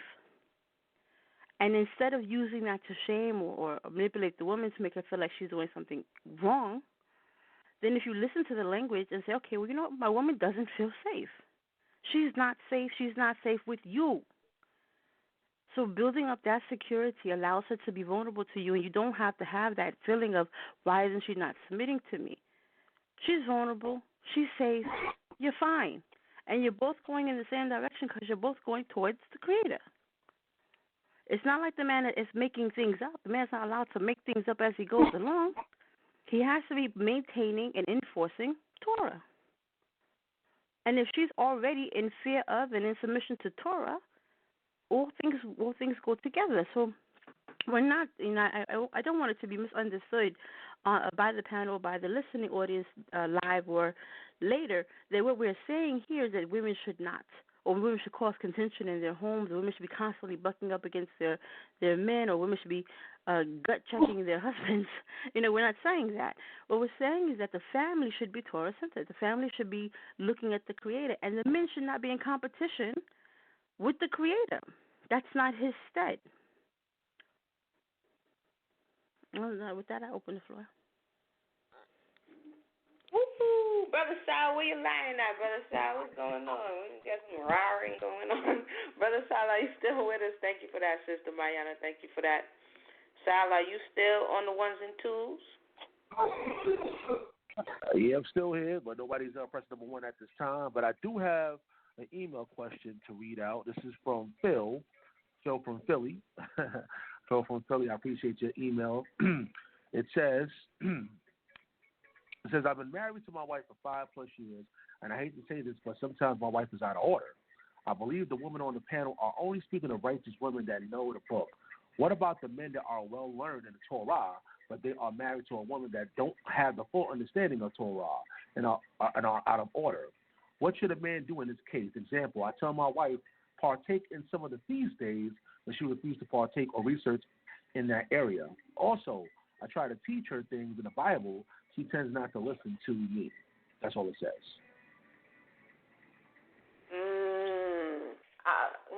I would say that, again, I don't know your wife per se. We can only just go off of the question that you asked. A lot of times, if it's something that is new and you guys have some pre-established issues that may be present in your relationship, oftentimes women, not all, but some, mix the issue. So you may be having some truth on one side, but if something is unresolved on the other side, then she's probably not hearing you. Or if she's looking at the behavior that you've modeled in other spaces, and again, as Mayanah spoke about, that trust is gone, or the safety is gone, and the ability to be vulnerable and follow your lead is gone, then, at that point it feels as though you're possibly just pushing something else on her. So, it could be a number of things. You possibly might want to take a look at what's going on in your relationship. A lot of times, and then I'll pass the mic, a lot of times we try to teach people about the Creator, but that doesn't really work as much as showing people the change that the Most High is making in you. When people like to discover stuff, you know what I'm saying? Wow, look at such and such there. So, yes, the man's job is to teach and direct his family. But if your family at the very foundation, I'm not saying your family because I don't know your family. I'm speaking in general at this point. At the foundation of your family, there are some issues, some core fundamental issues. That has to be resolved to a degree because serving the Creator is something that we're supposed to return and do willingly. And so if anyone is forcing anyone to do something, then we won't return to the Most High with the right heart. And that happens a lot in families where one person woke up and the other one is still sleeping. And so it's a very delicate situation and space that, again, needs your full attention to kind of find out what is going on. If the person is just bent on just not following the Most High at all, or if there's something else going on. You really have to do your due diligence. But if anyone else want to share or answer the topic or the question, feel free to do so. This is Mayanah. You want to go first, Ahwar? Absolutely. No, go ahead, brother. All right, go ahead. Go ahead, brother. I was just gonna say right quick. I've been doing this a long time, and I've seen all manner of abominable relationships and stuff. And what I realized too, as far as certain, a lot of that righteousness with people, I'm gonna say men and women, a lot of it too, man. If it ain't in the DNA, you're gonna have problems. No matter how much they learn, how much you teach them. If their mother, their fathers got that wicked seed in them, man, it's gonna be a problem. I'm telling you that. They'll go maybe a good 8-9 months, but after a while, them demons. It's very rare you see somebody that's automatically have that Torah in there. Reading it and rehearsing it, but the moving it, that's very rare. But that's all I'm saying. Okay, this is Mayanah.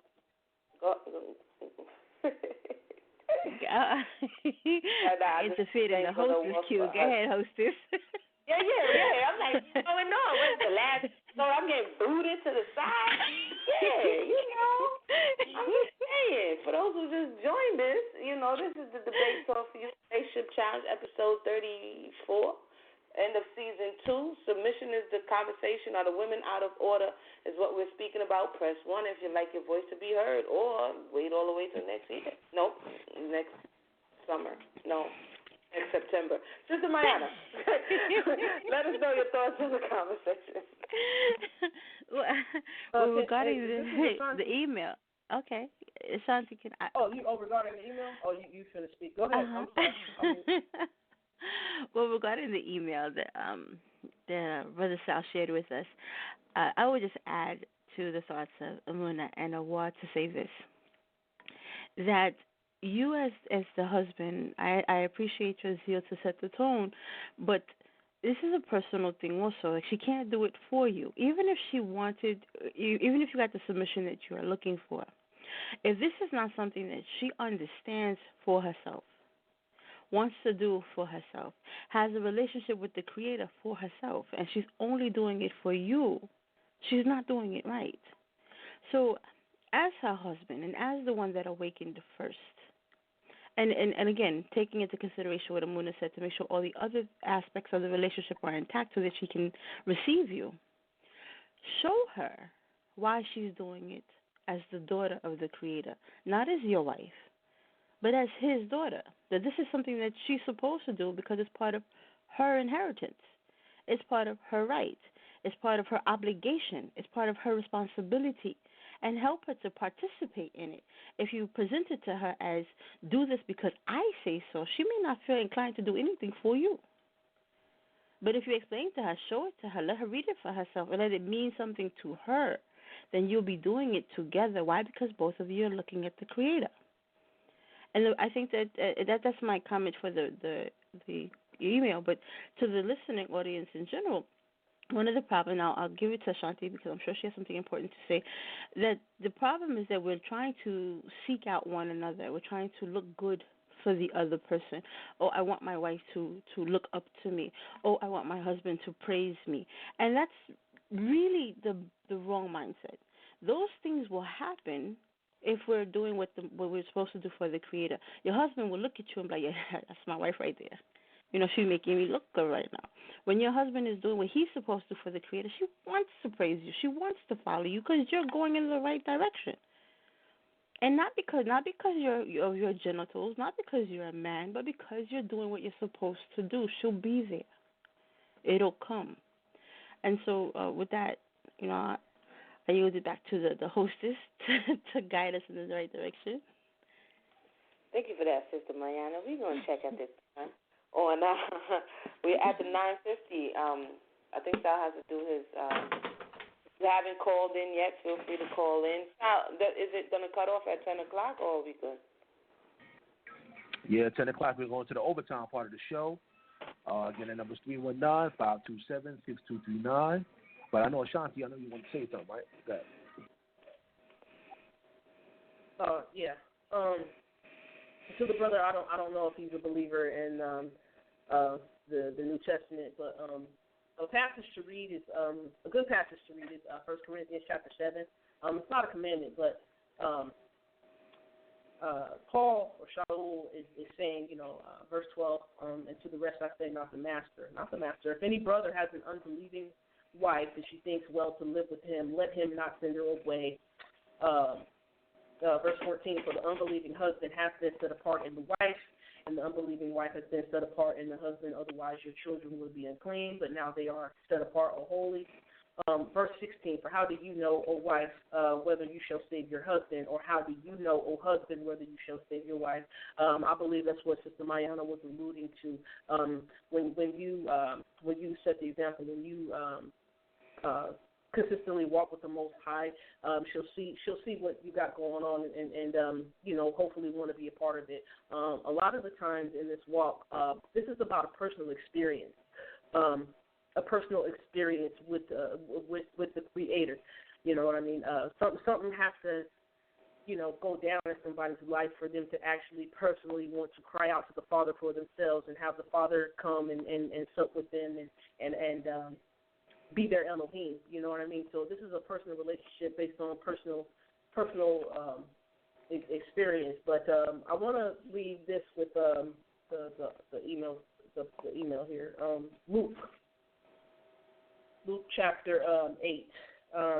There's a parable of the sower in there, and you read the parable of the sower, but I'm not going to read it all. But there's one passage in here, where the seed was planted and the seed took root in because it had fertile soil. Take hold of it. It says, and on the good soil are those who, having heard the word with a noble and good heart, retain it and bear fruit with endurance or long-suffering or patience. Patience. The Father had patience with us. So we are to exhibit those fruits of the Spirit, or that fruit of the Spirit, by having patience with one another, especially our spouse. So just keep praying. Just keep praying. Just keep meditating. Just keep living the word of the Father to the best of your ability, showing a great behavior and conduct and character amongst yourself, and your wife is definitely going to see that. I mean, she sees it. She probably don't say nothing, but she sees it, and in due time, if she opens up to the Father, she will come on in, and then you'll be able to teach her. And also, the things about the one last thing I'll say is just keep living the word. And the thing is, when she has questions, just answer them with open arms. Answer them with open arms, and just remember just to have patience with her as the Father had patience with you to come into this Torah, this walk. That's it.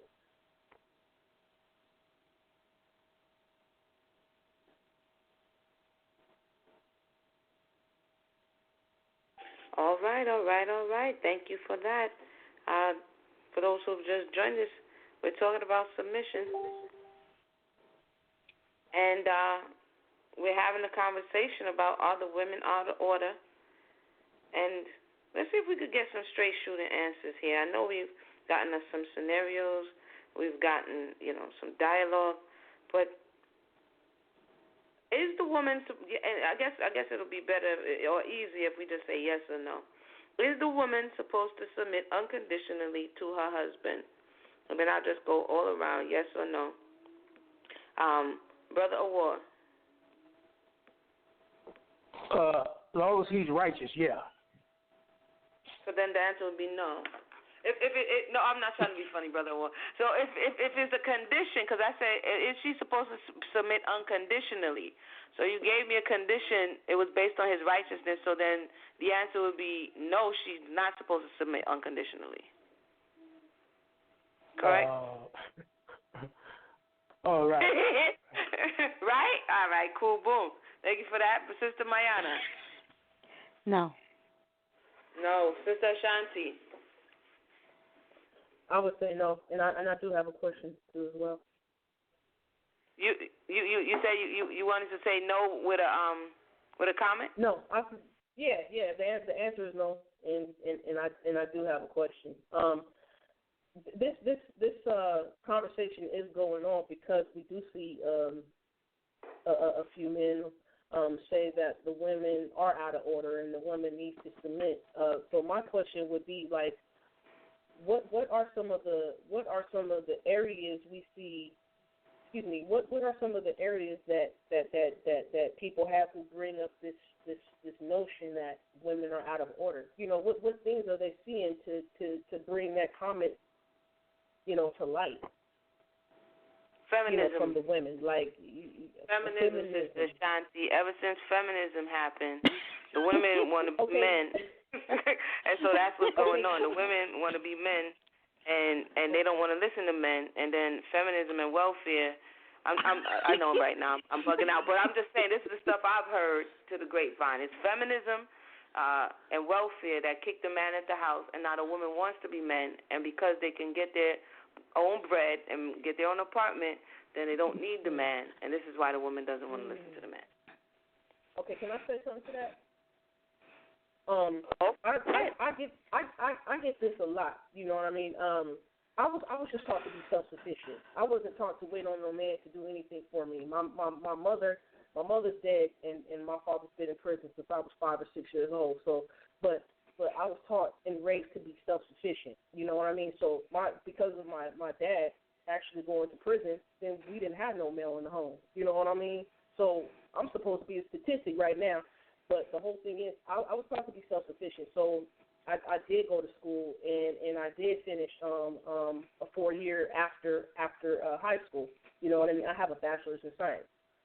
You know, I have a bachelor's in science, but I mean, like I said, over here in California, women do have to work because, like, sometimes our men, sometimes they don't finish high school, and if they do finish high school or if they do finish college, who's to say that they're able to get that career job first, or even get something to suffice to pay for, their career job. So a lot of women are working, but that doesn't mean they want to take over the man's role. And this is what I'll say lastly. I have a lot of friends, of course, female friends who are single women. They're not single because they want to be. They're single because the dude has left. But on another note to that, to me, just my opinion, they didn't choose righteous dudes to begin with. But some of the women did choose men, good men, and now the men are just gone. You know what I'm saying? So they're gone for various reasons, not just one reason in particular. So I think when the men leave, in feminism, whatever, when a woman want to work and get good amount of pay so she can take care of things by herself because somebody has left her, then you get this mentality of, oh, I don't need a man. You know why? Because they're having to try to pump themselves up that they can do something by themselves that they really don't want to do by themselves. That's what I'm seeing just from a lot of my female friends. So they pump themselves up like, oh, I don't need a man. I'm independent. They're talking a whole lot of head. That's what we say over here in the West Coast. They selling wolf tickets. They do want a man. They do need a man. They just try to pump themselves up to rid themselves of the pain of not having a man there. That's what I'll say. So they're having to they're having to work because the man is not there. Or if the man is there, I will say this, you have a lot of women that make 2 or 3 times more than their husband. You know what I mean? I'm talking about money, that is. But women can't wait around on a man to make sometimes that much. You know what I mean? Because if you really love that person and he's righteous, you're going to be with him, regardless of how much money you make. At least he got a job. At least he's not being lazy. You feel me? So that's what I want to say about that. The women are, those women, some of the women just be pumping themselves up. They ain't trying to be no man. They just trying to suffice for the hurt they feel for a man not being there. I'm done. Can I say something? Can I say something right quick? I just want to share something right. Yeah. And another thing too, like a lot of women really, when I say a lot of women don't understand being submissive, submissiveness going to a lot of different venues. I'll give you an example, right? It was this nurse I liked, real pretty. My type. I don't see women my type. One time, she's a real pretty girl, and she was single.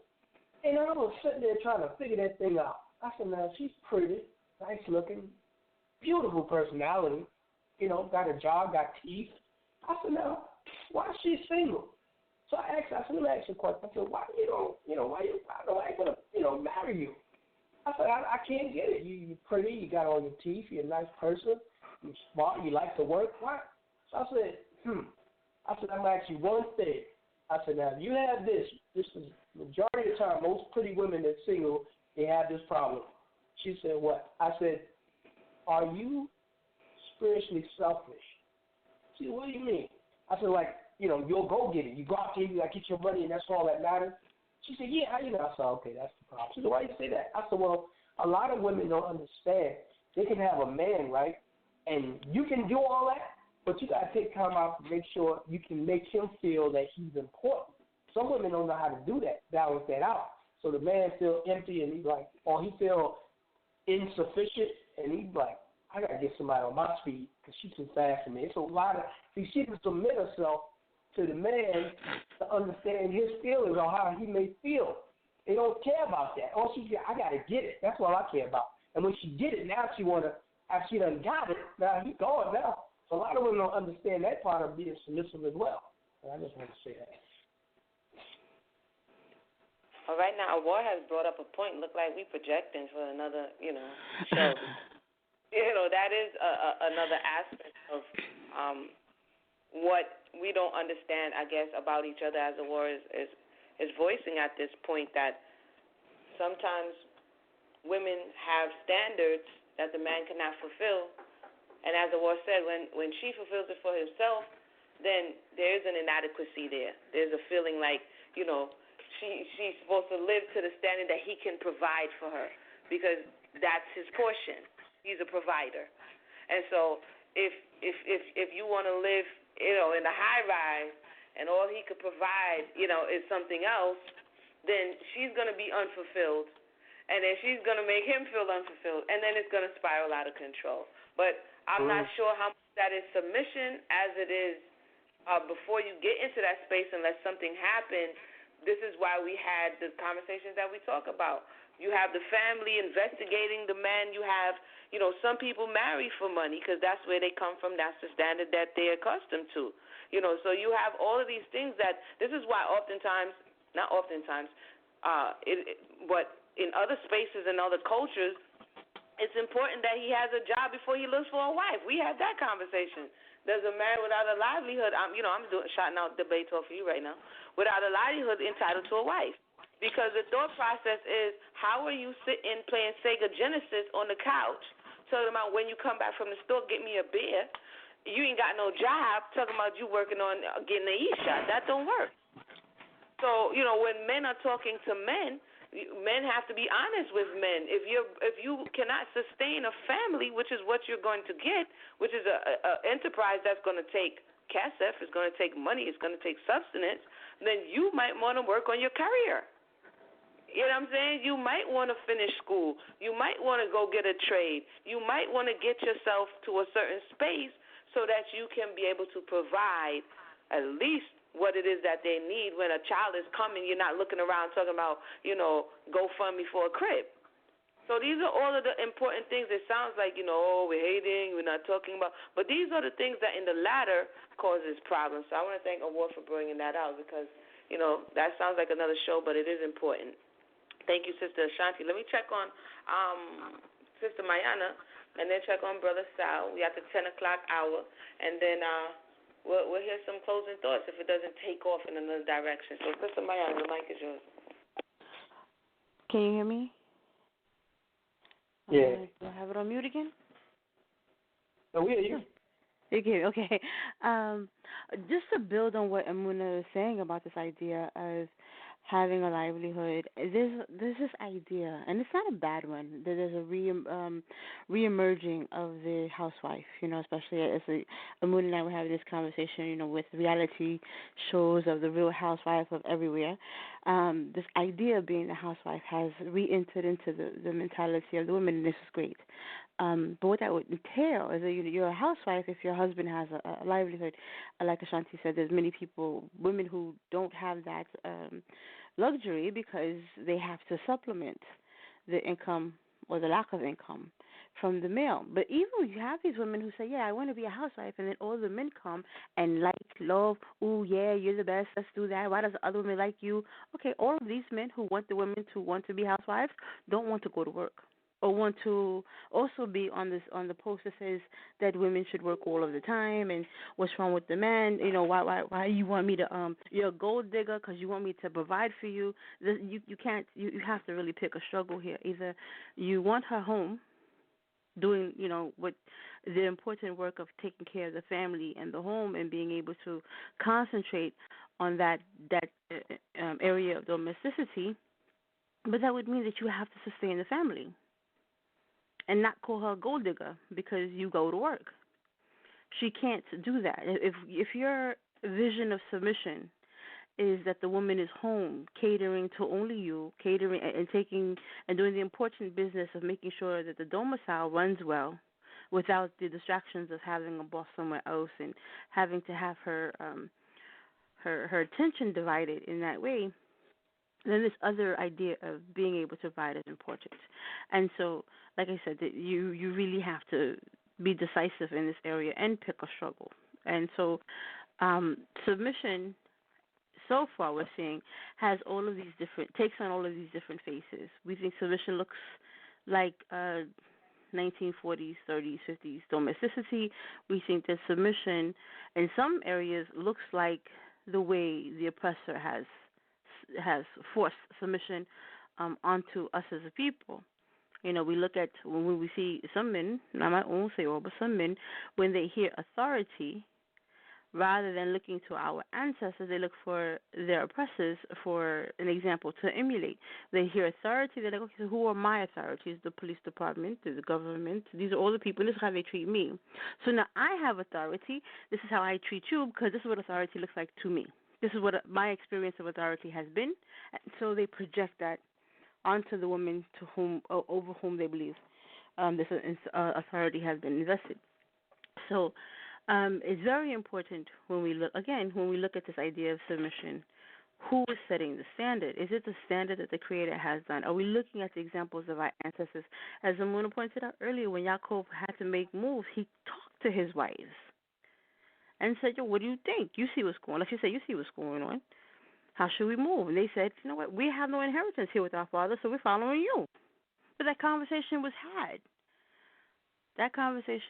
So when they broke out in the middle of the night and Laban went to go run them down, they had Yaakov. It wasn't like, yo, you stole my daughters. They weren't like, yeah, we're going back to daddy. They like, no, we rolling with Yaakov, because they made that decision together. When Abraham had to do what he had to do with Sarai, he had a conversation with her. It wasn't a surprise. He didn't surprise her in Egypt like, oh, I'm about to deny you. Surprise. Like that didn't happen. So there were conversations here. Our ancestors valued the woman. There was a conversation there. Submission didn't mean exclusion. It meant inclusion. The submission, they were on the same pages. And I think that's something that's missed in the conversation. And when we have these conversations to kind of unpack and investigate these concepts, what is often heard is, oh, they just don't like submission. Oh, they just have a problem with submission. Oh, they have a problem with Paul.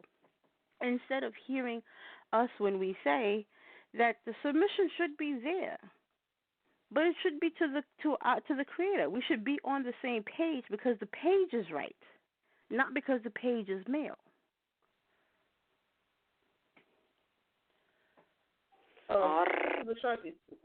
May I say something real quick? Okay, yeah, go ahead. This is to go along with what Ahwar said.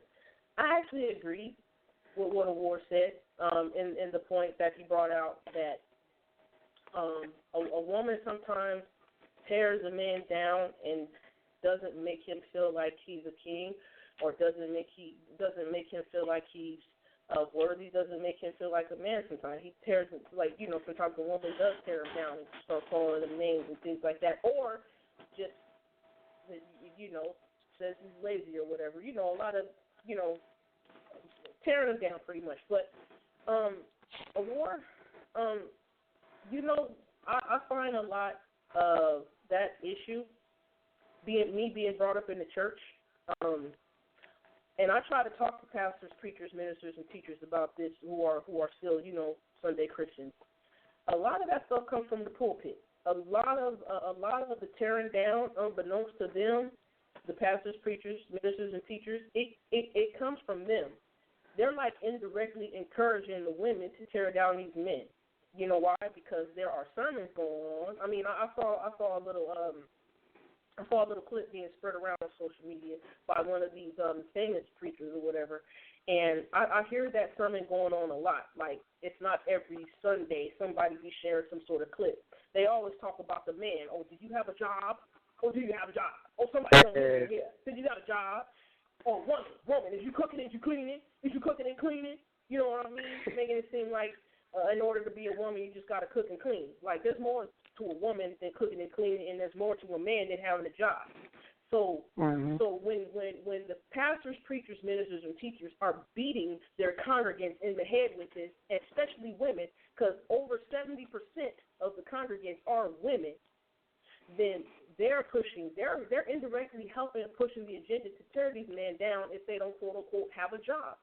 And they're indirectly pushing these women to, quote unquote, tear down a man if he doesn't have a certain type of job. You feel what I'm saying?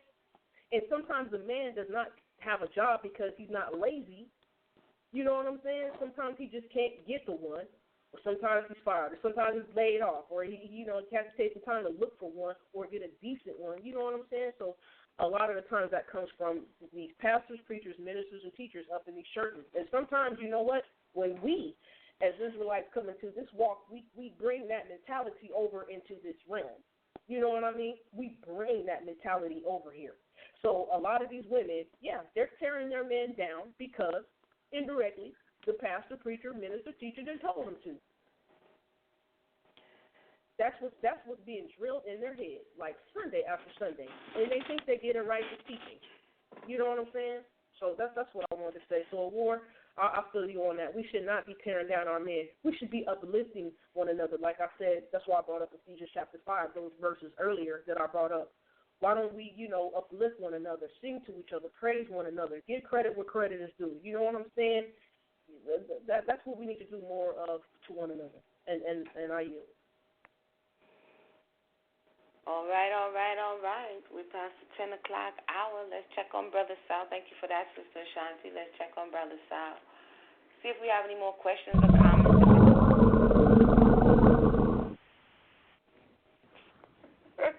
Part of the interruption. I'm glad y'all know that Ahwar Da Swordsman call, actually, his call drop. Unfortunately, his call drop, but we're in the overtime part of the show. You know how it is. You can't call back in once we're in the overtime portion of the show. But I want to say we definitely appreciate Ahwar Da Swordsman for rocking with us on the Relationship Challenge segment of Debate Talk for You. And, of course, we definitely look forward to Season 8 coming up in September 29th. I do have another question, though. I guess we can try to answer this one quick. It's via emails from Rondo Yisrael. It says, if my wife has a better job making way more money than me, is that grounds for a woman to be non-submissive? Is it about status in 2017? Most women that have great jobs eventually lose respect for men with lesser jobs. My wife worked for a firm, and I work for a construction company, and we argue all the time because she has friends that uphold a certain status. Emunah, you can answer the question. It may not be, quote, fair, but I take it from this perspective. There are certain functions that we as a people, male and female, are programmed to do.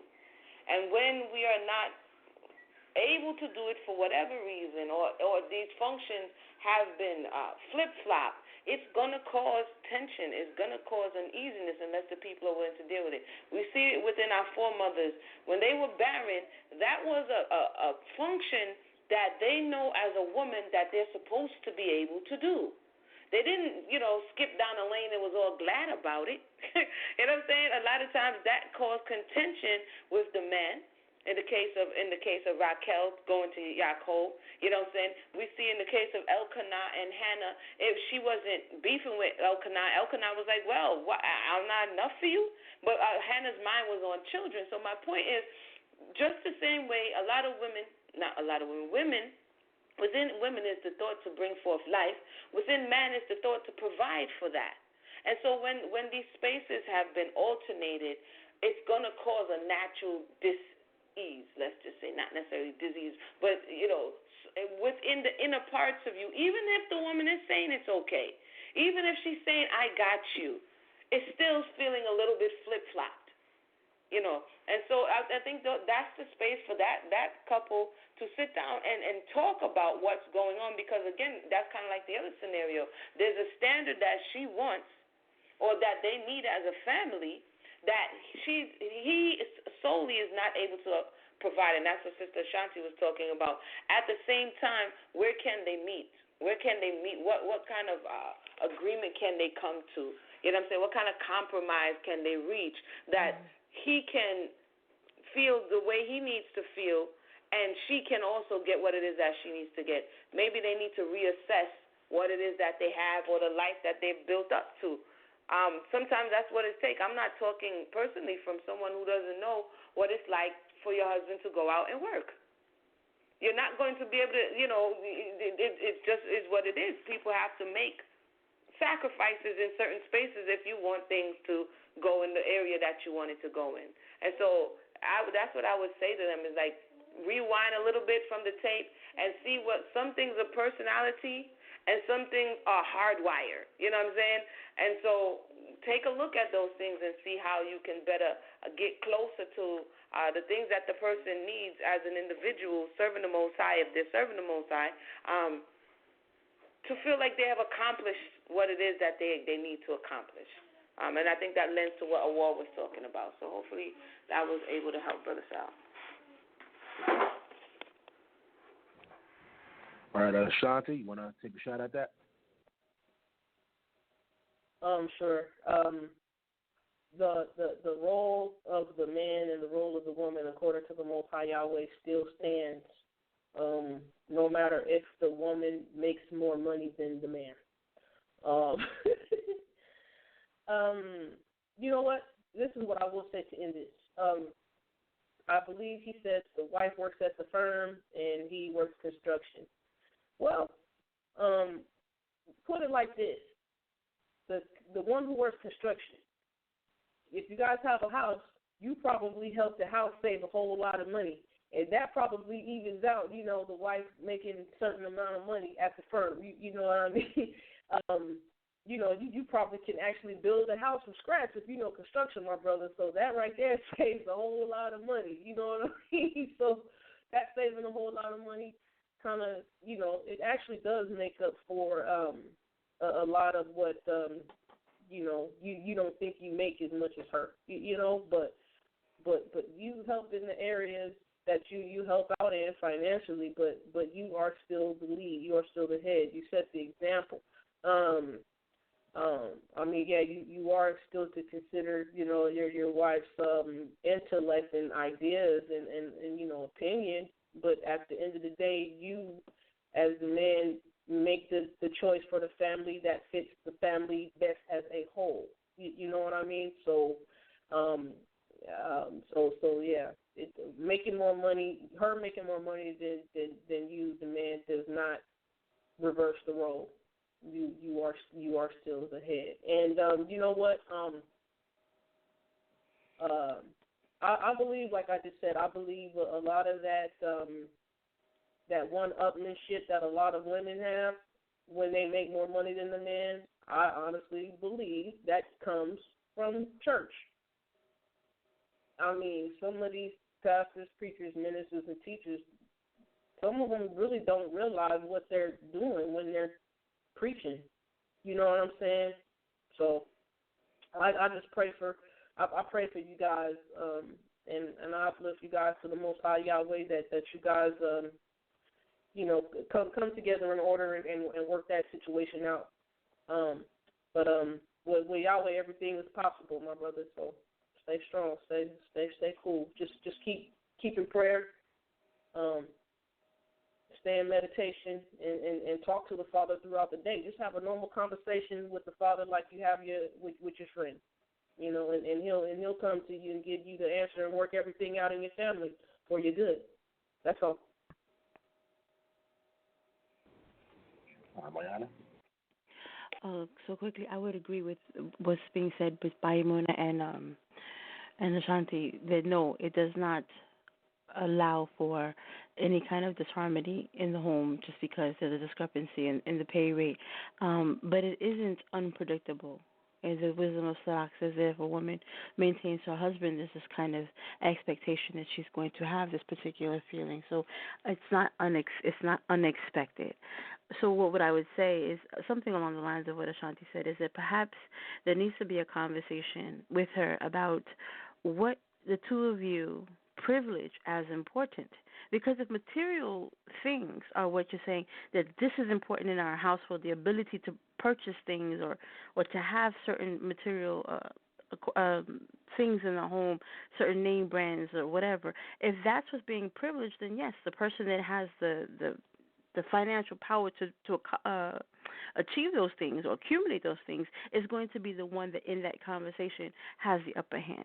But if the other things are what's important or what is privileged in that home, if in your home what's important is the fact that you are doing something together to build the family, then that's something that you are potentially going to be equally or on the same level investing in. She's not doing it more than you are. If you are, like Ashanti said, if you are building things in the home, fixing things in the home, and that's what's important because you're preserving the family, if that's what's being privileged between the two of you, then this idea if she has more money isn't going to be the issue because that's not what you're placing importance on. So money is important for the reason of being able to sustain the family. It should not be the thing that controls the family. When we talked before, we're talking about providing for the family. Thorns and thistles is your portion. But, what we hear from you is you're going to work and you're doing what you're supposed to do in terms of what the Creator has said. This is your portion. So that's, fine. So I say that to say this. Again, I think that as a family, as a couple, if you reevaluate what you're putting emphasis on, then I think this idea of she has a greater purchase power would become less of an issue between you because that's not what's important to the two of you. There wouldn't be any reason to argue over it. So I submit that for consideration, and also add my prayers to Ashanti's own, that you're able to open up that kind of communication and get past this particular stumbling block.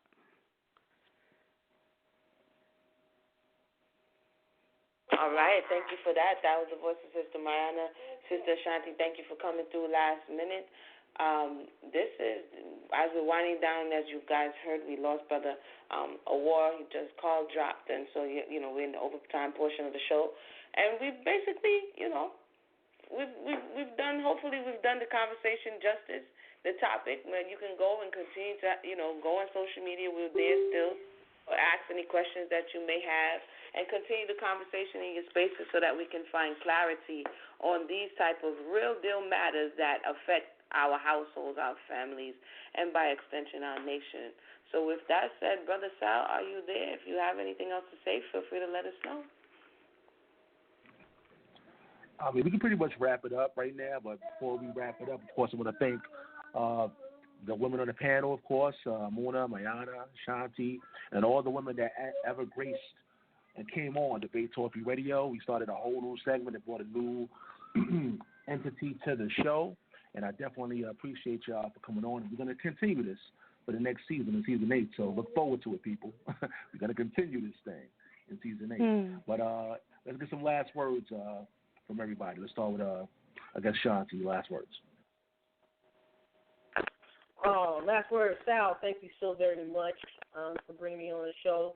Y'all speed to you in this season and the next seasons to come.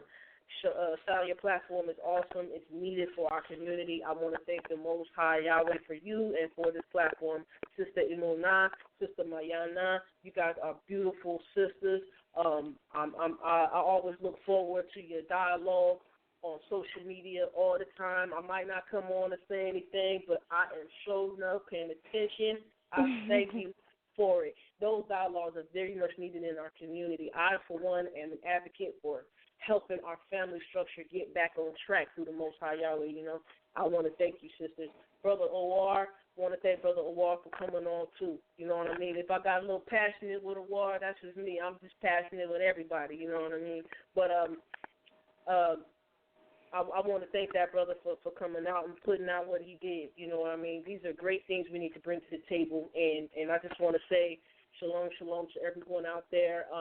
I do have a YouTube page. It's under 916 Shan. That's 916 SHAN. I am on Facebook under Shan-T Doc. So I want to say shalom to everyone. Have a good and blessed night. Yahweh bless. All right, Mayanah, last words. I want to begin by just thanking both of the hosts. Thank you very much. But also for the brother Akweti and the brother Ahwar for coming on this particular platform and rounding out the round table, because the purpose and what makes our platform unique, and thank you very much, Sal, for allowing it to be possible, is that we have the men here and we're talking to them and not at them or about them, and engaging them and hearing them in real time so that we get the feedback that's necessary. Very often it's the women are talking to each other and amongst one another, and we don't have the opportunity to hear each other out and break bread as siblings instead of having this kind of it's us against them mentality that will never bring us the kind of nation building that we are saying that we aspire to. So having living representations of the masculine principle at our fingertips, we're ever so grateful and appreciative of, and the callers that call in, and the sisters and the brothers that have supported the platform and supported this movement. I will close with my gratitude and my appreciation and yield the mic. All right. Season, what's this, Brother Sal? Season 8, second installment of or season of Relationship Challenge. And I just want to thank Brother Sal for just opening up the platform, as everybody has said, and really coming and saying, Emunah, what would you like to do? And, if anybody knows or if you don't, first conversation, I'm about healing. So usually all my topics, my conversation, which I choose to engage in, is not only just looking at the problem, but finding out the source of the issue and finding out what we're going to do to heal these spaces that we've been broken in. And one very important space is relationships. Outside of the individual and their connection with the Creator, the relationship is going to be the next building block for a nation. And so you can't skip over relationships and go straight to nationhood, because you're going to have a mess on your hands. And as we can see through these 34 episodes, it has been work, arduous work, in conversation, which is commerce. Conversation is the first level of intercourse. If you look it up in your dictionary, you're not just going to jump to sexual intercourse. It's the exchange of words, ideas, and thoughts that we have in our minds so that we can come to an understanding. Because, again, as Sister Mayanah brought out earlier, in the book of Amos, can two walk together unless they be agreed? So can we have relationships unless we agree? The answer would be no. Will we have healthy relationships unless we agree? The answer would be no. And so now the question is, what premise are we going to agree in? And a lot of people would agree that the only commonality that we have is the Creator. And so our love for the Most High has to come first and foremost, and hopefully we've been able to demonstrate that for you in these 34 episodes. It's not just about I'm right and you're wrong, I don't want to hear you. We're going to have blips along the way, we're going to stumble along the way, but we still made it through.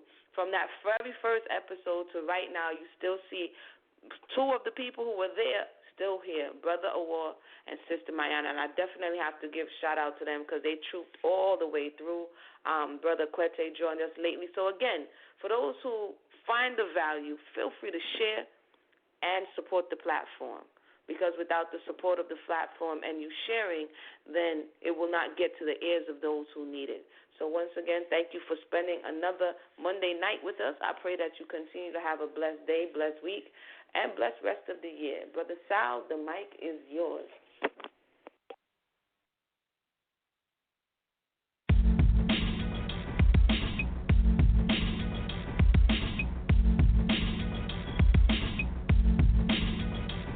Out of Israel, the land, relation, peace we embracing, streets be adjacent, exile files, hot not mild, like Paul style, always show a smile profile, lit like a candle, subscribe the channel, holy words flow out of my mouth like Daniel, love not hate will make us a better nation, this is why we debate, get a revelation, get organized, then we authorize, bring the King James Version cause it's authorized, King Arthur sword, shade fuzz off the sides, got pride like a lion in my awesome tribe.